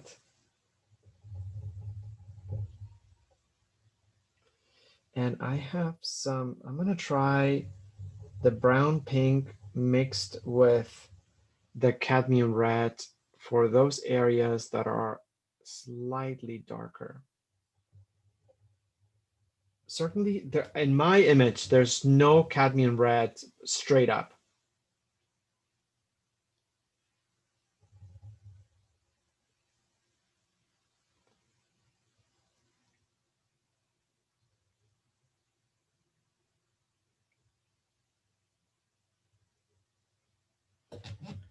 Okay, so I just brought some a little bit closer together, a little bit smaller. So that alone gives an idea of this um, being a flat surface. All right, one step at a time. We have still, we have time. We have time to do something here. So I'm just gonna go, ooh, there's a really hot one next to the feet. That's good. I didn't even pay attention to it. And I'll bring some brown pink.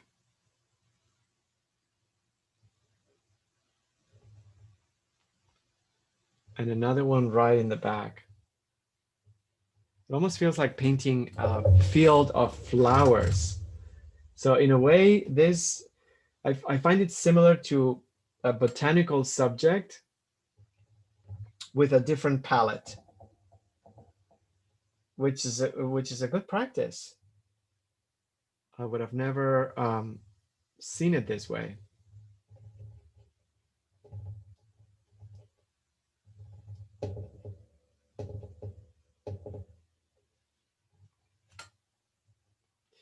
And I'm not too worried about the color becoming a little bit muted because of the gray, because I will be able to do another pass later that will enhance the pigmentation of the burning coal. But yeah, smaller pieces. I'm so happy. Yeah, it's working. I think. Um, in fact, I almost think that the subject of this painting is actually the coal, not the feet. So I think I'm gonna try to, when I work on this next Wednesday and hopefully before, I will make an emphasis to develop the coal, the burning coal, more than the feet.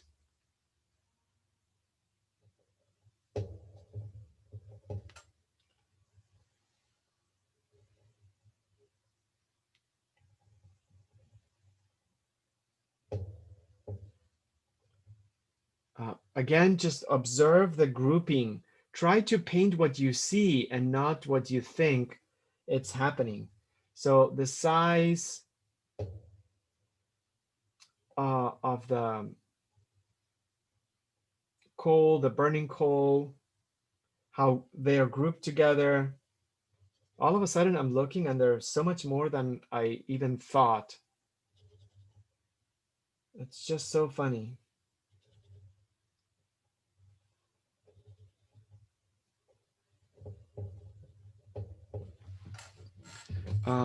So yeah, good. There's one that's super wide there.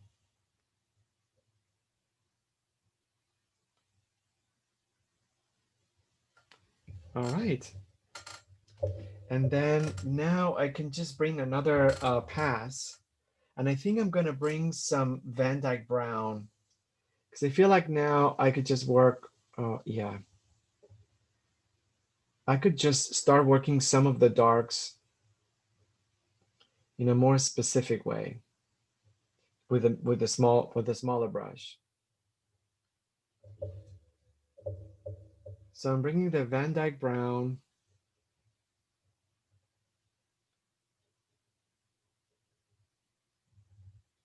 There's some white and gray underneath this area. I'm not gonna make it. I'm not gonna be able to make it darker. But again, I'm just doing some doodling and trying to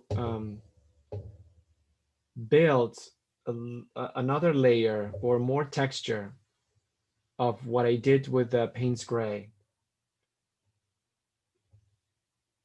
Because I feel like it's not as cold as I thought. So I think the combination of both could help me. But yeah, this is gonna get a little crisper.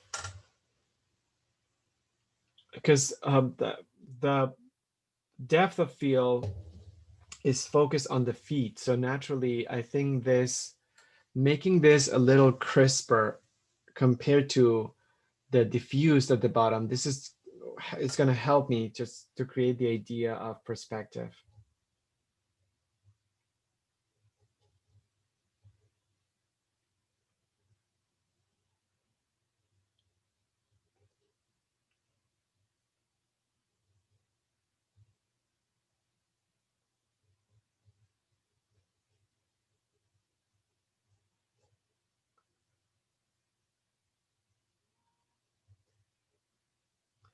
Yeah, some shadows also around the feet to define it from the outside.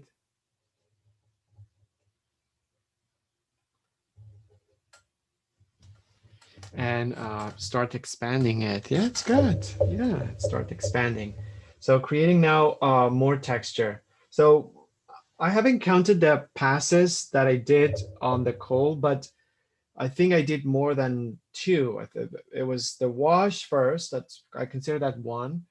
Then I did the um, Payne's Gray after second one. I remember adding some uh, plain gray, medium gray. That's three.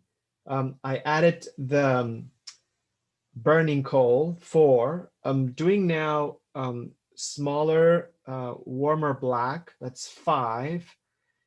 I'm just getting started because it's going to take a few layers in order to really build it. But um, yeah,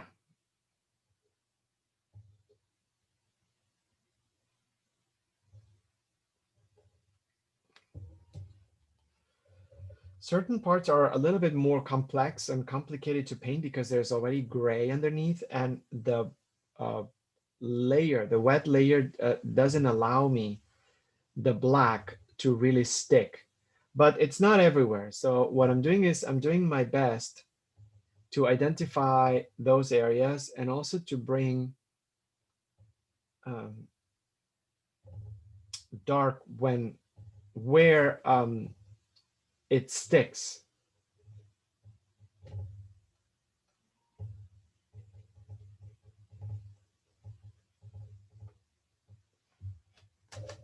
Yeah, really good. Um, I think I can just bring also some gray and white. Let's do layer number 6, because I feel like the gray, it's not all like muted and the same gray. Oh yeah, oh yeah. So there's some spots where the gray, it's a little bit lighter in value. So it's not predominant. It's not like a pattern everywhere, but certainly there's some ash that really stands out in its lightness.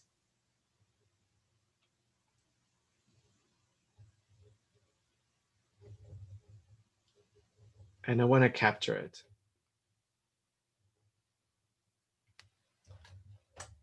Absolutely. And at the same time, I see it. I see Van Dyke Brown. So this is not as cold as I thought. In fact, I'm going to do Van Dyke Brown mixed with a little bit of the brown pink, just because it's a little bit warmer. There's a shadow. Oh, yeah. That it's not just black. I see now the variation.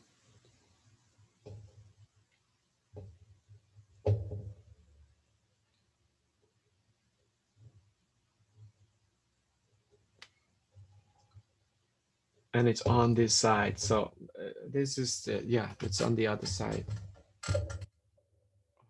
Yeah, I'm gonna continue working for 3 more minutes or so, just because I want to give you, I want to make sure that we have um, the time that we used before we came in. And again, I'm just working on patching, breaking the areas so that it looks more fragmented, a little bit sharper, uh, doing passes of paint over the texture, because I want to make sure this, I feel very comfortable that this is going to read the way it does. And if someone doesn't understand it, so then I will, that's fine too. But sometimes adding a title helps, but it shouldn't be the reason or the way that should happen. But anyhow, so I think my strategy would be to just build obviously more texture on the bottom part, because I feel like that's really coming along well, but I want to integrate the rest to it. Maybe some more darks, and I think warmer darks, because this is very cold. So I'm going to spend some time, oops.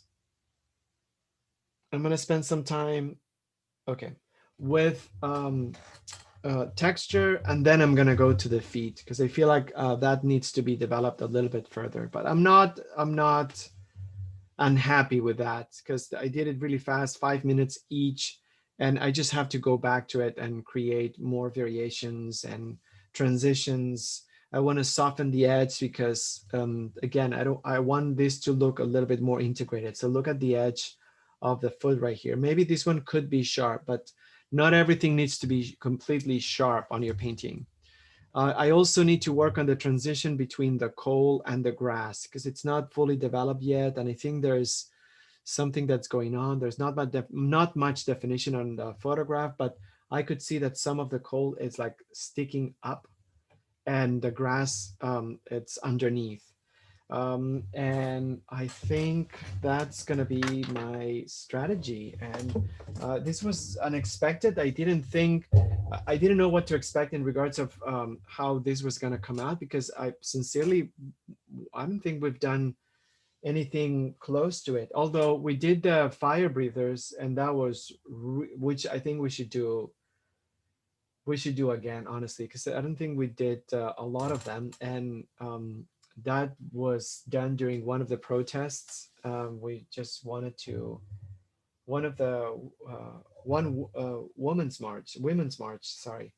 And I think we just did fire breathers because of it. So perhaps we could just reserve the fire breather for post-election results.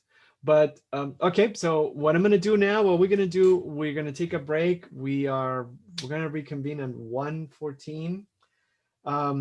Please upload your images if you can on the folder, or you can just text them to Jen and she can do it for you.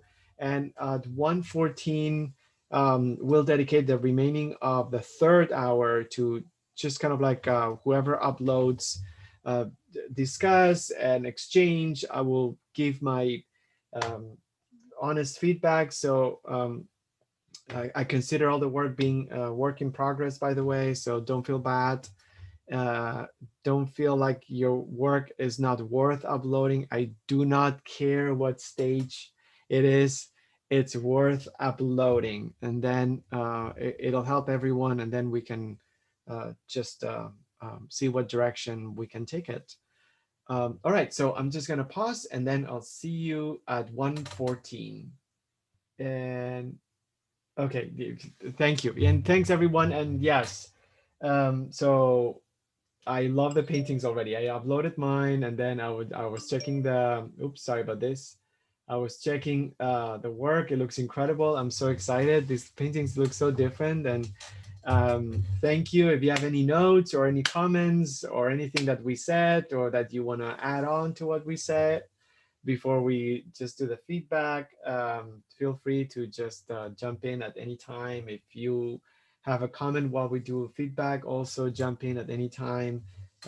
So you just have to mute, and then also make sure that you mute when you are not engaged, just in case that there's background noise. But I'm going to go ahead and share the album. And um, yeah, and the first thing is, I don't know if Hania is, I don't see anything posted here of Hania. So unless there's something, um, unless you're there, Hania, and there's something you want to upload, let us know, because we know that it's very late, or it's getting really late where you are. So we want to make sure that uh, we give the feedback to you first. But um, if I think I'm just gonna go forward. So Dina, okay, Dina, I'm gonna thanks for sharing. Oops, sorry. Thanks. Oh, never mind. Never mind. I'm just gonna put yours right here, Dina. Sorry, I just does it make sense? Can I move this? Yes, I can. All right, here we go. All right, so thank you for sharing your setup, and I really appreciate it. This looks cool. I love that you had the two screens, and then your image, and then your work. So fantastic. How did you feel about this assignment, Dina? Well, I was hesitating whether to participate because, like you were saying, uh, you weren't really you thought about the idea, and then maybe, well, I don't know, it's so different from last week, and then I thought, well, it's an assignment, so whether whether you're 100% for it or not, you should still do it, because Laura says we have to show up, right? so so I wanted to show up, and then, just like the one from the smoke, with the one you had to smoke, it was so kind of depressing during that time with all the fires, but you have to still do it because it's a documentation, kind of, documenting. And I couldn't look at the picture really. I thought I saw, looks like a pair of shoes, like the person is carrying someone. Oh, You I see the think pair it's of the shoes? ladder. See, I thought it was, see, if you look at the picture, it kind of looks like, see the shadow of the shoe, it looks like shoes, like he might be Yeah. carrying someone. So Yes. I thought that was kind of interesting too. So I'm going to Yes. add some shoes onto that to kind of I'll leave the people in the background out, and I'll have him walking, because it in as where this is in reflection of interpretation of the voting. Same thing with, this, some people are relying on other people to Beautiful. help Beautiful. them vote, and they might be elderly and they can't go by themselves, and they still might need help, but it still matters. Like my mom just voted. My brother took her ballot to the assisted care living, and he wanted Amazing. her to vote. And she's 84. And when I FaceTimed her last week, I said, "Mom, you gonna vote?" And she says, "Yeah." I said, "Who are you gonna vote for?" You? She goes, "Not Trump." That's what she said. And so she couldn't sign her signature, because that, I don't know, they're supposed to try matching the signatures. Yes. So he signed on the top of that envelope where, I don't know. I hope it counts. But that's that kind of, when I saw this picture of this guy walking the coals and looks like he was carrying somebody, I thought Yeah. that was kind of resonated with me. So Beautiful. And in fact, it is because that's an image from the Spanish town. And I know that, some of the participants uh-huh. were carrying either friends or family members, their sons or daughters or their spouses. Uh-huh. So it's very common to carry someone on their backs Oh. while they do this. So it's someone. So Yeah, but I just couldn't zoom really in, and I thought, sure looks like there's some shoes there. So yeah, I sketched them in, and then I wanted to see what you thought. yeah. I think that's beautiful. I love the arrangement. I like the composition. It clearly shows what it is. I think you did a phenomenal job. I love the moving motion, the way the first foot has like some strong Mhm. step, Yeah, stepping down, or so I think it's just incredible. And thanks. yeah, I really like it. And so obviously there are things about these images that are going to seem very impossible to do because Yeah, of the brightness and the contrast. But I yeah, think just trying to, or letting it sit or dry, and trying to create contrast will give us a strong sense of something super bright. So yeah, I wouldn't, yeah, I'm sorry, I wouldn't just feel like it's impossible or anything like that, because we can achieve a great deal of brightness yeah. on that. Hmm. So I also love that on your image there's a strong sense of oops, sorry, there's a strong sense of color harmony on the overall light. So Hmm. there's warmth obviously on the feet, and it kind of like correlates with some of the colors of the coal. Hmm. So yeah, and then also you have this swath of Hmm. gray right here, Hmm. which is Hmm. compositionally very interesting. So Hmm. maybe if you're working on it, try to not divide, but sort of like define a little bit more the groupings that you have. You have a little bit of Hmm. gray on the back, also a little bit Hmm. here. There's more black on this area. So there's a whole lot of like things that are happening Hmm. that I think it would be interesting to consider or add. But Hmm. yeah, I think it's fantastic, and it's beautiful. I'm so happy you joined, and I completely empathize with your feeling because Yeah. So yeah, I'll work on it for the rest of the day, and hopefully it'll It'll develop. Yeah, yeah. I mean, I'm no doubt. So yeah, I'm looking forward to it, Dina. Thank you. Thanks so much. And then Darlene, this is just phenomenal. It's just amazing. I love this painting. Um, so let me just bring the image that you chose, because I think we can just, I think, was it That's it. this one? Okay.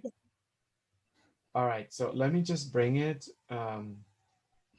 and we can just go over it, because there are a lot of things here that are beautiful. Love the painting, but at the same time, there are some challenging components here, some challenging elements. So let me just move this a little bit higher. Um, yeah, so I would say, yeah, because this is like a weird, it almost looks like it's wet. There's something about it. I'm sorry? Like bubbles. Yeah, there's something about it that looks like it's almost like wet. So I would say this foot looks great just because, it's like higher up. But, the bottom of the foot, even though it's darker, I would try to find, I feel like it reads black. And I would rather kind of like consider putting something that feels more like flesh tone, because there's something really beautiful about this foot right here. It's challenging because it's facing forward and you have this foreshortened element. But what you have is like a little bit of the bottom of the foot. So I feel like the fact that this is like almost black, it feels like it's not part of the skin. So I would just bring some of a lighter color, like from the other leg, to unify the two areas of the foot, the one with a highlight and the one with the shadow. So it looks different than the colors underneath. I think what's happening underneath, it's fantastic. And I love the way you treat it. I would concentrate my attention on the feet, because the background, or the coal, I love that it's so chaotic and it's so not contained. But I think the foot here will play a major role, the feet. So in that sense, this one, yeah, that's what I would do. Just bring some of the lighter brown. I would also try to smooth out or polish a little bit more the transition between colors, just because if you create smoothness on the skin, then it will have its own identity and distinction compared to anything happening below or on the background. The background looks great. I would possibly also diffuse this line. So keep the sharper lines on the feet. So it kind of like looks like that's the subject. And then dissolve a little bit anything. Yeah, I would totally dissolve it on the background. This line between the, or on each side of the feet, sort of like to keep that on the background, and not having it move too close to the foreground. And then on the other foot, which is very challenging because you have so much going on, you have the coal that's covering part of the foot, which is um, crazy. But what I would do is bring some skin tones almost from this foot, because there's some of this color that feels almost like greenish. So I would bring some of the tones from the foot on the right, bring them on the foot on the left. So it correlates both. They both read like they belong to the same individual. And even though here it's a little bit darker, but I would still create similarities in color. And for the reason of this being sort of like complex. So I wouldn't try to match the color, because this could be similar to things that are below, but I would just try to bring both feet together. So maybe bring the same color of the highlight on top of the other foot. So it's not what it looks like here, but I feel like it's better to clarify that they're both, yeah, are on the same light condition. I'm also, when I'm looking at the photo now, I'm seeing some much or more orangey or red, orange and red. Or Right. Yeah, I would bring more a lot of orange. pink there. It should be orange and In fact, I would bring a lot more orange because even though I think the color here looks great, but I feel like the cadmium red with white tends to drive towards pink too much. And perhaps just bringing, which there is pink, but perhaps bringing some of the orange to the cadmium red would warm it up a little bit more. because I don't have cadmium orange. Should I just do radiant pink and yellow or? Yeah, Or- give it a try. Yeah. Yeah, give it a try with those two and then see. Yeah. Okay. Also, I would, you have the pale blue, the periwinkle. Yes. So I would just bring some of that color behind here because that's going to be a great contrast temperature between that and the feet and that and the coal. And periwinkle is the radiant blue, correct? Yeah, the radiant blue. Yeah. I love the background. I love the green. I think that works great. The vignette, I would make this even a little bit more the way you have it on the right because I like the transition. So maybe create more darkness and make the green fade on the fade with the black. So I think that's going to give you a sense of being more infinite ground. So good job. Really happy. Great challenge. Thanks. But I have to say that I've said it a million times, I'm repeating myself, but investing in better brushes has made all the difference in the world because it stopped my uncontrollable dripping paint. I think because of that, we have to go into brush tutorial and explain a little bit more because Big difference for yeah, me. yeah, I think it's Usually important not to. at this stage by the end of a class. So. Good. Well, I'm glad you mentioned that because I think that's just gonna perhaps we need to go over upgrading what we have, see what we have and what can do, and then we're constantly upgrading colors. I think it's not a bad idea to talk about brushes and what's recommended. I'll make a list. I like this brand. This brand, I think it's really good, and Yeah. it's not expensive. So Except for size 12.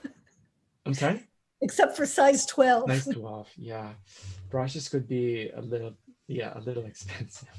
Yeah, I'll just but yeah, let's just do it in the next tutorial and then just talk a little bit about brushes because I think it's important. Okay, thank you so much, Julio. Darlene, love your work. Thanks for painting it. All right, I'm gonna go to Sarah. Wonderful job, Sarah. I love that you cropped it. The skirt looks phenomenal. The way the light hits the feet and the skirt. But let me just pull the image. I have a few notes, but this is really an incredible painting, an incredible image. Oops, let me see if I can just lower it. And I know that this is just the beginning, and I know that this is work in progress, and I know that you like to do at least 2 more passes. So I think, it's good to have that perspective because whatever notes I'm going to give you, they're probably things that you already have in mind to work. So I completely understand. So I'm just going to go over because so there's a very strong point of light, very strong in this image. It almost feels like, there's a spotlight. It's so strong that it almost overtakes the brightness of the burning coal. And naturally, the photograph picks up that, and then the coal, it's a little bit secondary. But what I notice is that there's a difference, and it's up to you in that sense. But there is a certain skin color on the feet that distincts the bare skin from the skirt. And I feel like that's something considerate because right now it just feels, they don't feel like bare feet in that sense because the color, it's very similar to the dress. And I would just, you may even have to exaggerate. The same thing that I told Arlene about bringing a highlight on one foot, even though it's not there, to make it look like it's part of the same figure and its skin.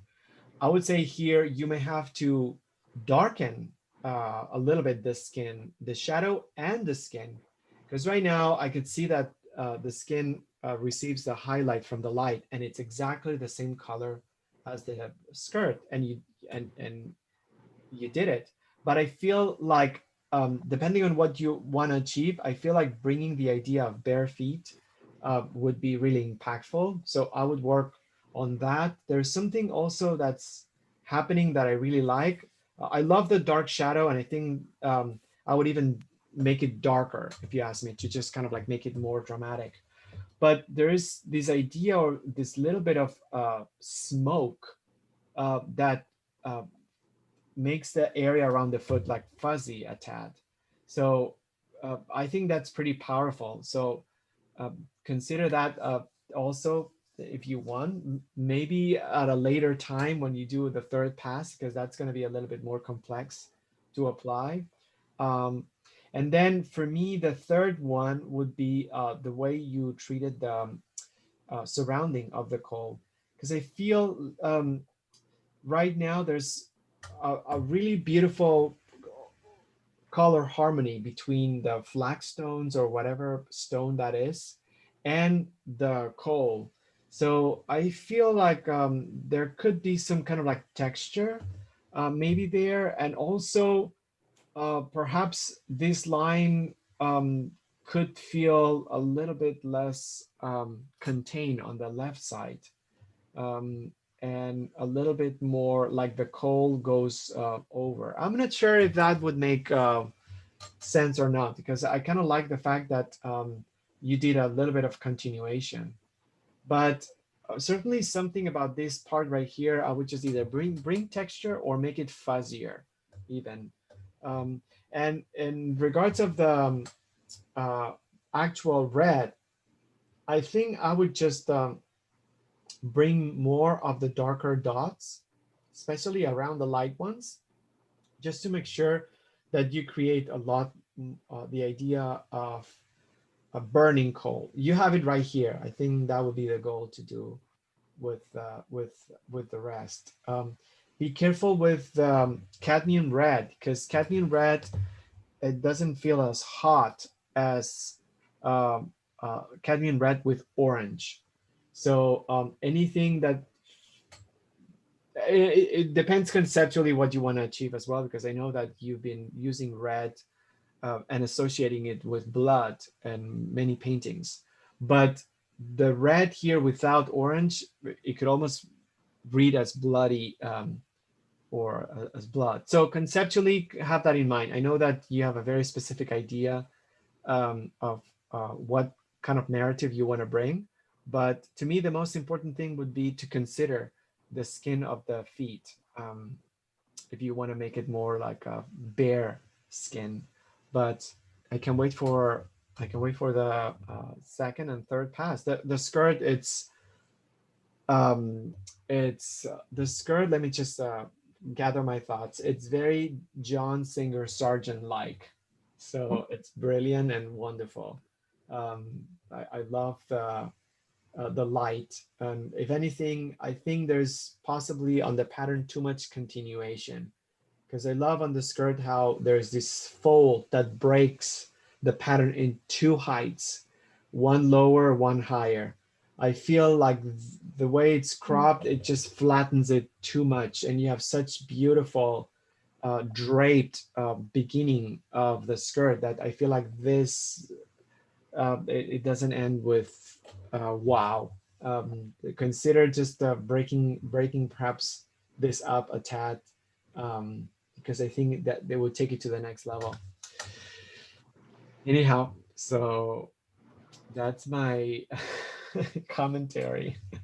Well, I love your notes, and Deanna, I also love your story that's behind the person carrying another person, and your story about your mom. I Thank think you. these stories and the reasons that we pick the images are such a part of why we're doing this and why we're doing these particular images. And what I wanted to do was to show the woman walking toward the light over the coals and away from the person who was taking her picture, because she's walking away from the problem and toward the solution in having the darkness behind her. And I think when we get to the point where we do publish our COVID-19 book with everybody's beautiful paintings, the narrative will be as important as the images. And I love everybody's work. I think it's really great, and it's so much fun to do these. Thank you. Yeah, I like your interpretation too. That's really so true. She's a woman and she's going to overcome all the obstacles, and she's Right. not going to let the past or any confines define her future. So Exactly. that's a beautiful story too. Okay, Julio and Jen, get our publisher in line, because we're ready. We got 40 plus images here from everybody. Ain't that the truth? Yeah, I mean, it's pretty amazing. It's pretty amazing. The work is just sensational. Yeah, we have to. No, we will. I mean, this is something that we'll do it. We'll even if we have to walk over burning coal, we will do it. Thank you, Julio. Thanks so much. Lois, this is just beyond amazing. Thank you so much for painting it. We feel so grateful that you guys join us and you paint such beautiful images. It's pretty amazing. You should be really proud. Yeah, I love I think it was hard.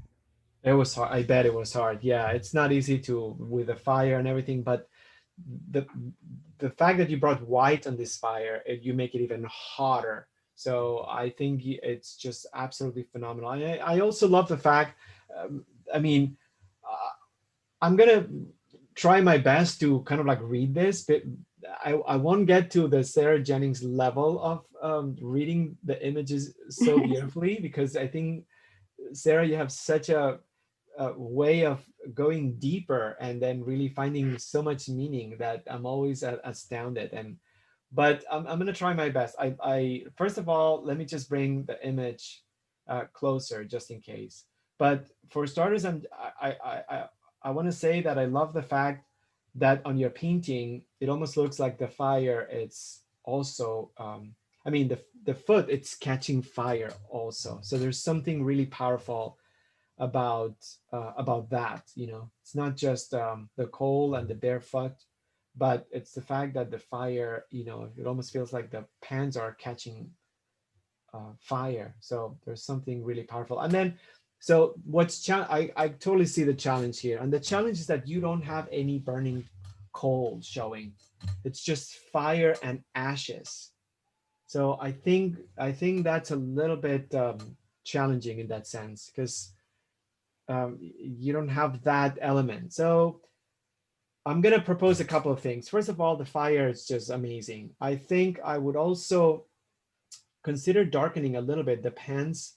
And also there's something about the pants almost like having this divergence. So I would say widen at least the top, just because you have such a strong, heavy foot that I feel like how should I say, the fact that the pants are a little bit thinner, it just removes that you know, importance on the foot. So I would just make the pants a tad wider on this area. I mean, I know that's silly, but yeah, I would Okay. do that. I would also work on trying to, there's something really complex and beautiful about the feet. It's the fact that the surface of the foot that's touching the ground, it's the bottom of the fingers. And then there's a flexed illusion here where there's darkness on the bottom of on the fingers, and then the rest of the foot lifts up. So I think for me, I would just make a distinction between whatever is touching, because right now it's not that clear. So the feet, I mean the finger, I'm sorry, the finger are the point of contact of the foot on to the ground. So I would develop sort of like this area, and with a little bit darker skin, and then from this flexing point, you can just really let the rest of the foot take off, and be separated. Yeah. At the same time, yeah, bring some of that glow of the fire underneath, because the fact that it doesn't have that third note here, it almost makes it look like the whole foot it's touching the ground. So this is just light. That glow of light will create more separation between the foot and the ground. Yeah. I see. And yeah, and I love the colors on the ashes. This is just beautiful. Lois, it's beautiful. I love it so much. It's really a beautiful recreation, and I think it works wonderfully. I would even Yeah, it just needs to needed to dry so you wouldn't get muddy. So for the next pass, I think maybe I can do that stuff. That'll be cool. Yeah, I think so. And this is a photograph of fire, and the fire is moving, and that's why in the photograph the fire it's not sharp. So there's an opportunity here to work with sharpness and fuzziness. So I would definitely concentrate the sharper, harder edges on the foot, but the more diffused you have the flame, the more the illusion of movement also. Okay, cool. So I would just make that illusion also on this fire right here. You have it a little bit here, but I would just incorporate it on the other side. Okay, cool. It's an incredible image. I think it's an image that represents pain and suffering and work. And it's a beautiful symbol of many things. I love the dark skin, for example, on the foot. I just feel like it symbolizes a lot of things as well. The underdog, the person who doesn't have the privilege. I don't know. So I think it's really beautiful. Beautiful. Cool. Thank you guys. Great paintings. Yeah, amazing. Thanks, Lois, for joining us. Yeah. And let me see. I know you did a couple. So Laura, this looks incredible. You're gonna have a lot of fun with this painting. Oh my gosh, Julio. I'm looking at everybody else's and I'm like this, oh wow, I'm so behind. No. Brushwork, Lois painting and everybody else. So like, I love how their painting is more like the flames, like the movement of the flames. And that's what I don't have here.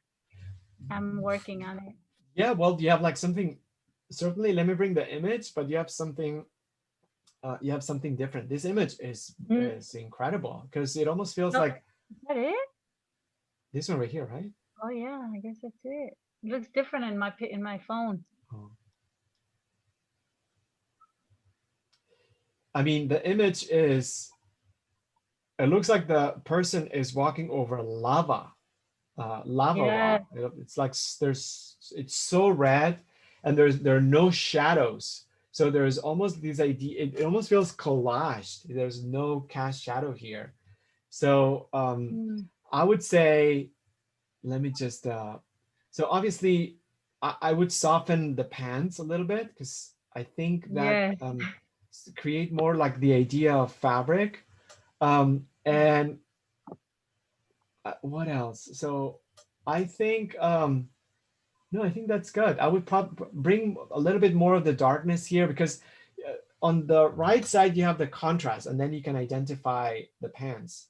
On the left side, it's less, obviously, on the image, but I would bring contrast maybe with temperature, maybe some of the reddish notes closer, more of the reddish. And then what you have, I think I would just make the feet a little bit lighter in some areas, maybe a little bit bigger also. Oh yeah, I could see they look really small when I looked at it in the book. Yeah, so maybe just like a little bit more contrast between Mhm. definitely a little bit lighter and perhaps much more red around, because this is sort of like a lot of like reddish orange, deep orange, Mhm. warm wine color here almost. But I feel like that's what's really powerful about this image, that there's a lot of like a lot of color. So I wouldn't even bother bringing any dark notes or darker notes. Make it like really hot. Bring a Mm, lot of okay. the colors that you did right here all around it, because bringing this darker notes creates a graphic effect, and then it just distracts you from or doesn't help the pants, because you have the pants with a graphic effect and then you have the dark with a graphic effect, and it just creates a little confusion, or one defeats the other. So there's competition. I think that's the word. They Mm, compete too much. So I would just create the folds the way you have them, and then bring more red texture around it. So there's the difference. But then I love how you did the rest. This is just gorgeous, gorgeous. So yeah, just and I love the fact that um, it's not contained. It just goes over the paper or over the surface. It just goes oh, more. okay. So this is something that's really good about your image and the photograph. Um, and another thing that I would do also. So um, all right, so you don't have any edges on the coal, but there's still a Right. sense of perspective, because Yes. you have certain areas that are fuzzier and darker. Yeah, I would work on that too, because right now everything feels very flat, which I love. Mhm. But I would just make this much fuzzier and softer and darker, and this maybe a little bit bigger and chunkier. Okay. I like that. Yeah.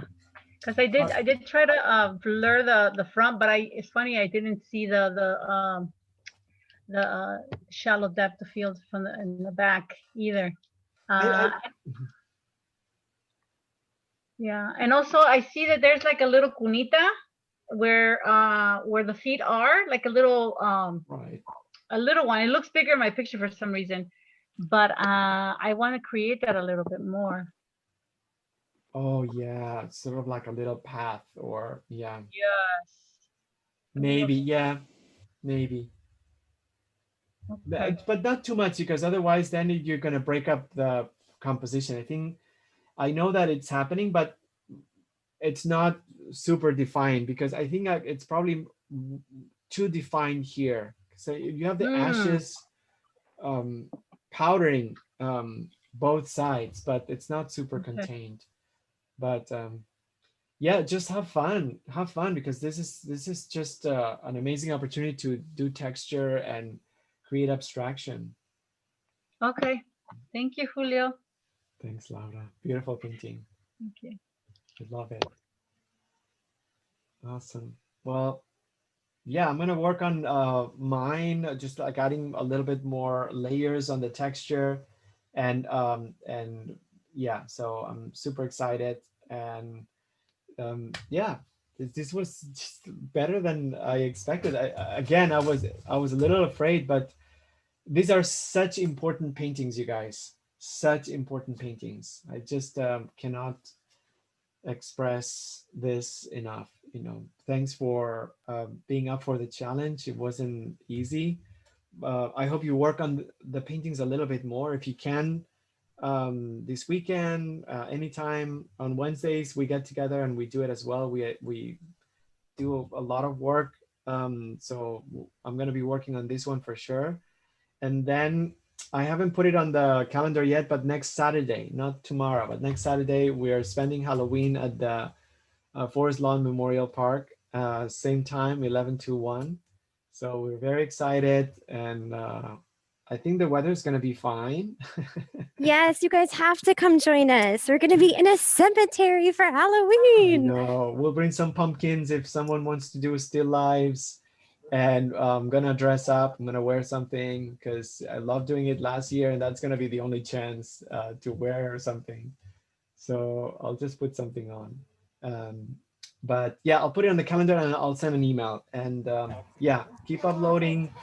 Um, I'll just give feedback. These are important paintings, you guys. And once you finish them, or if you want to show work in progress, share them with your friends and family. Put them on social media because I think people will respond to them positively.